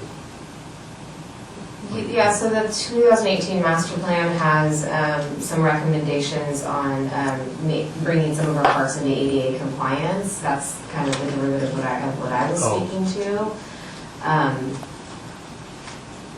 So there isn't that person in the city who's in We charge? do have somebody, yeah, it's Hannah Thordal, our Human Resources Manager. She typically oversees that, but also the ADA stuff also falls under the building official as well. So it's a collaboration between the two of them. And then there's some funding, the city manager mentioned that, about some funding that supports ADA access improvements as well. So if this is a concern that we're hearing, would it be a good step for us to hear from that person, maybe in what's happening in this area first before we go talking about a specific? I think the bench first or- step is you want to create your work plan. If that's a want Okay. for ADA conversations to happen, we want that to go into a work plan that then council can approve for us. Okay. That would be the first step. Mr. Chairman, that may be a good committee, compliance, ADA compliance and sustainability committee. You know, because they would report back to us what's going on. They could talk to this gentleman. I would When move is to do it that. getting on the If it's agenda? still available. So why don't we, are we okay to put that on the agenda for next time? This ADA So compliance you need, subcommittee? you're gonna need, just like council has to have 3 votes to get a staff report or 2 to just place it on the agenda, this commission would fall under, you need 4 votes for a staff report or 3 to just place it on the agenda. Without a staff Well, report. I'm voting yes on the agenda. Would it be sufficient for Susan to just add that to her request for her work plan? Should be turned in next week? That's up to the commission. certainly. Well, that could happen. I just don't want to delay the attention to us fulfilling our ADA. If it would help, maybe I can work with Ms. Martin to figure out where specifically she's referencing, where there needs to be ADA tables. As Commissioner Queskin mentioned, I believe there are some, but if there's not, or they've been removed, we certainly would look to remedy that if possible. I'm happy to do that. Okay. Thank you. That sounds good. Thank you. So I don't think we need a motion for that. You're offering to do it. Thank you very much, Samantha.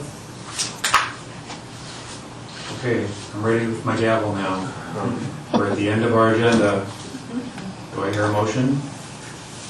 I make a motion to adjourn. Second. Oh, you have to read the whole thing? All those in favor? Aye. You have to read the whole thing?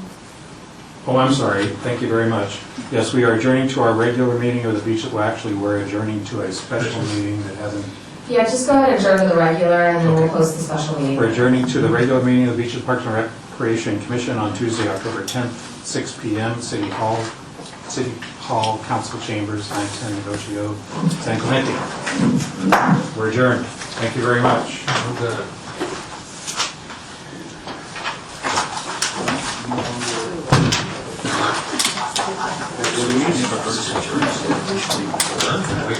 Very efficient chairman.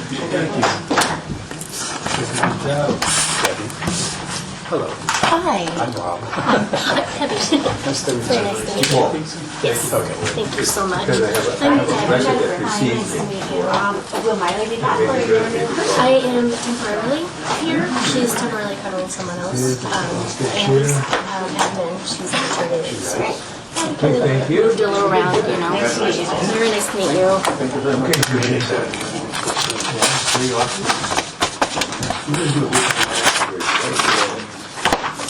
Yeah, that's very important. Okey dokey.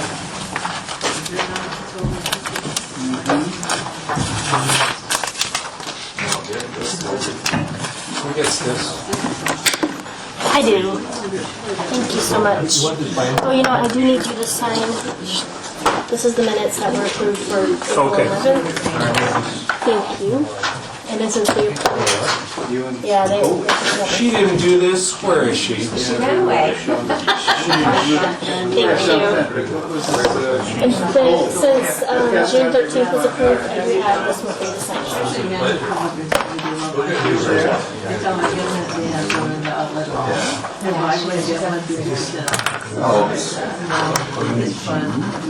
Yeah, temporarily. Andy's assistant comes out on maternity leave. She's helping out. Yeah, Now, you he's didn't been- lose pleasure meeting you. Kind of. I feel a little bit like down, but like lost my leg. But no, she's just filling in. I assure you, she does not want to be permanent up there. She loves BPR. You know, she's a true player. Thank you. You too. A real test of bladder. Thank you, Susan. Nice job, Mr. Question. Shutting me up. Sorry. The hook came up. I know, I'm sorry. I That's break okay. over the coals for not talking before, so. Nothing new. Susan, Susan, I'll just be in the back. Yeah, well, I mean, we've already scheduled. Set Yeah. a notion.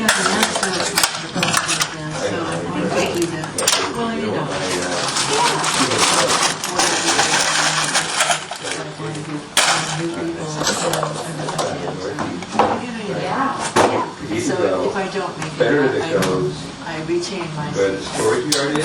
Do you know if it'll be, is it 5? That's after the treatment. Okay. Yeah. Are you applying? Yeah, that was in the same about a roller rink. I mean, the beach is like. Yeah, I mean, it's for the kids. You're interested? Yeah, it's Beach will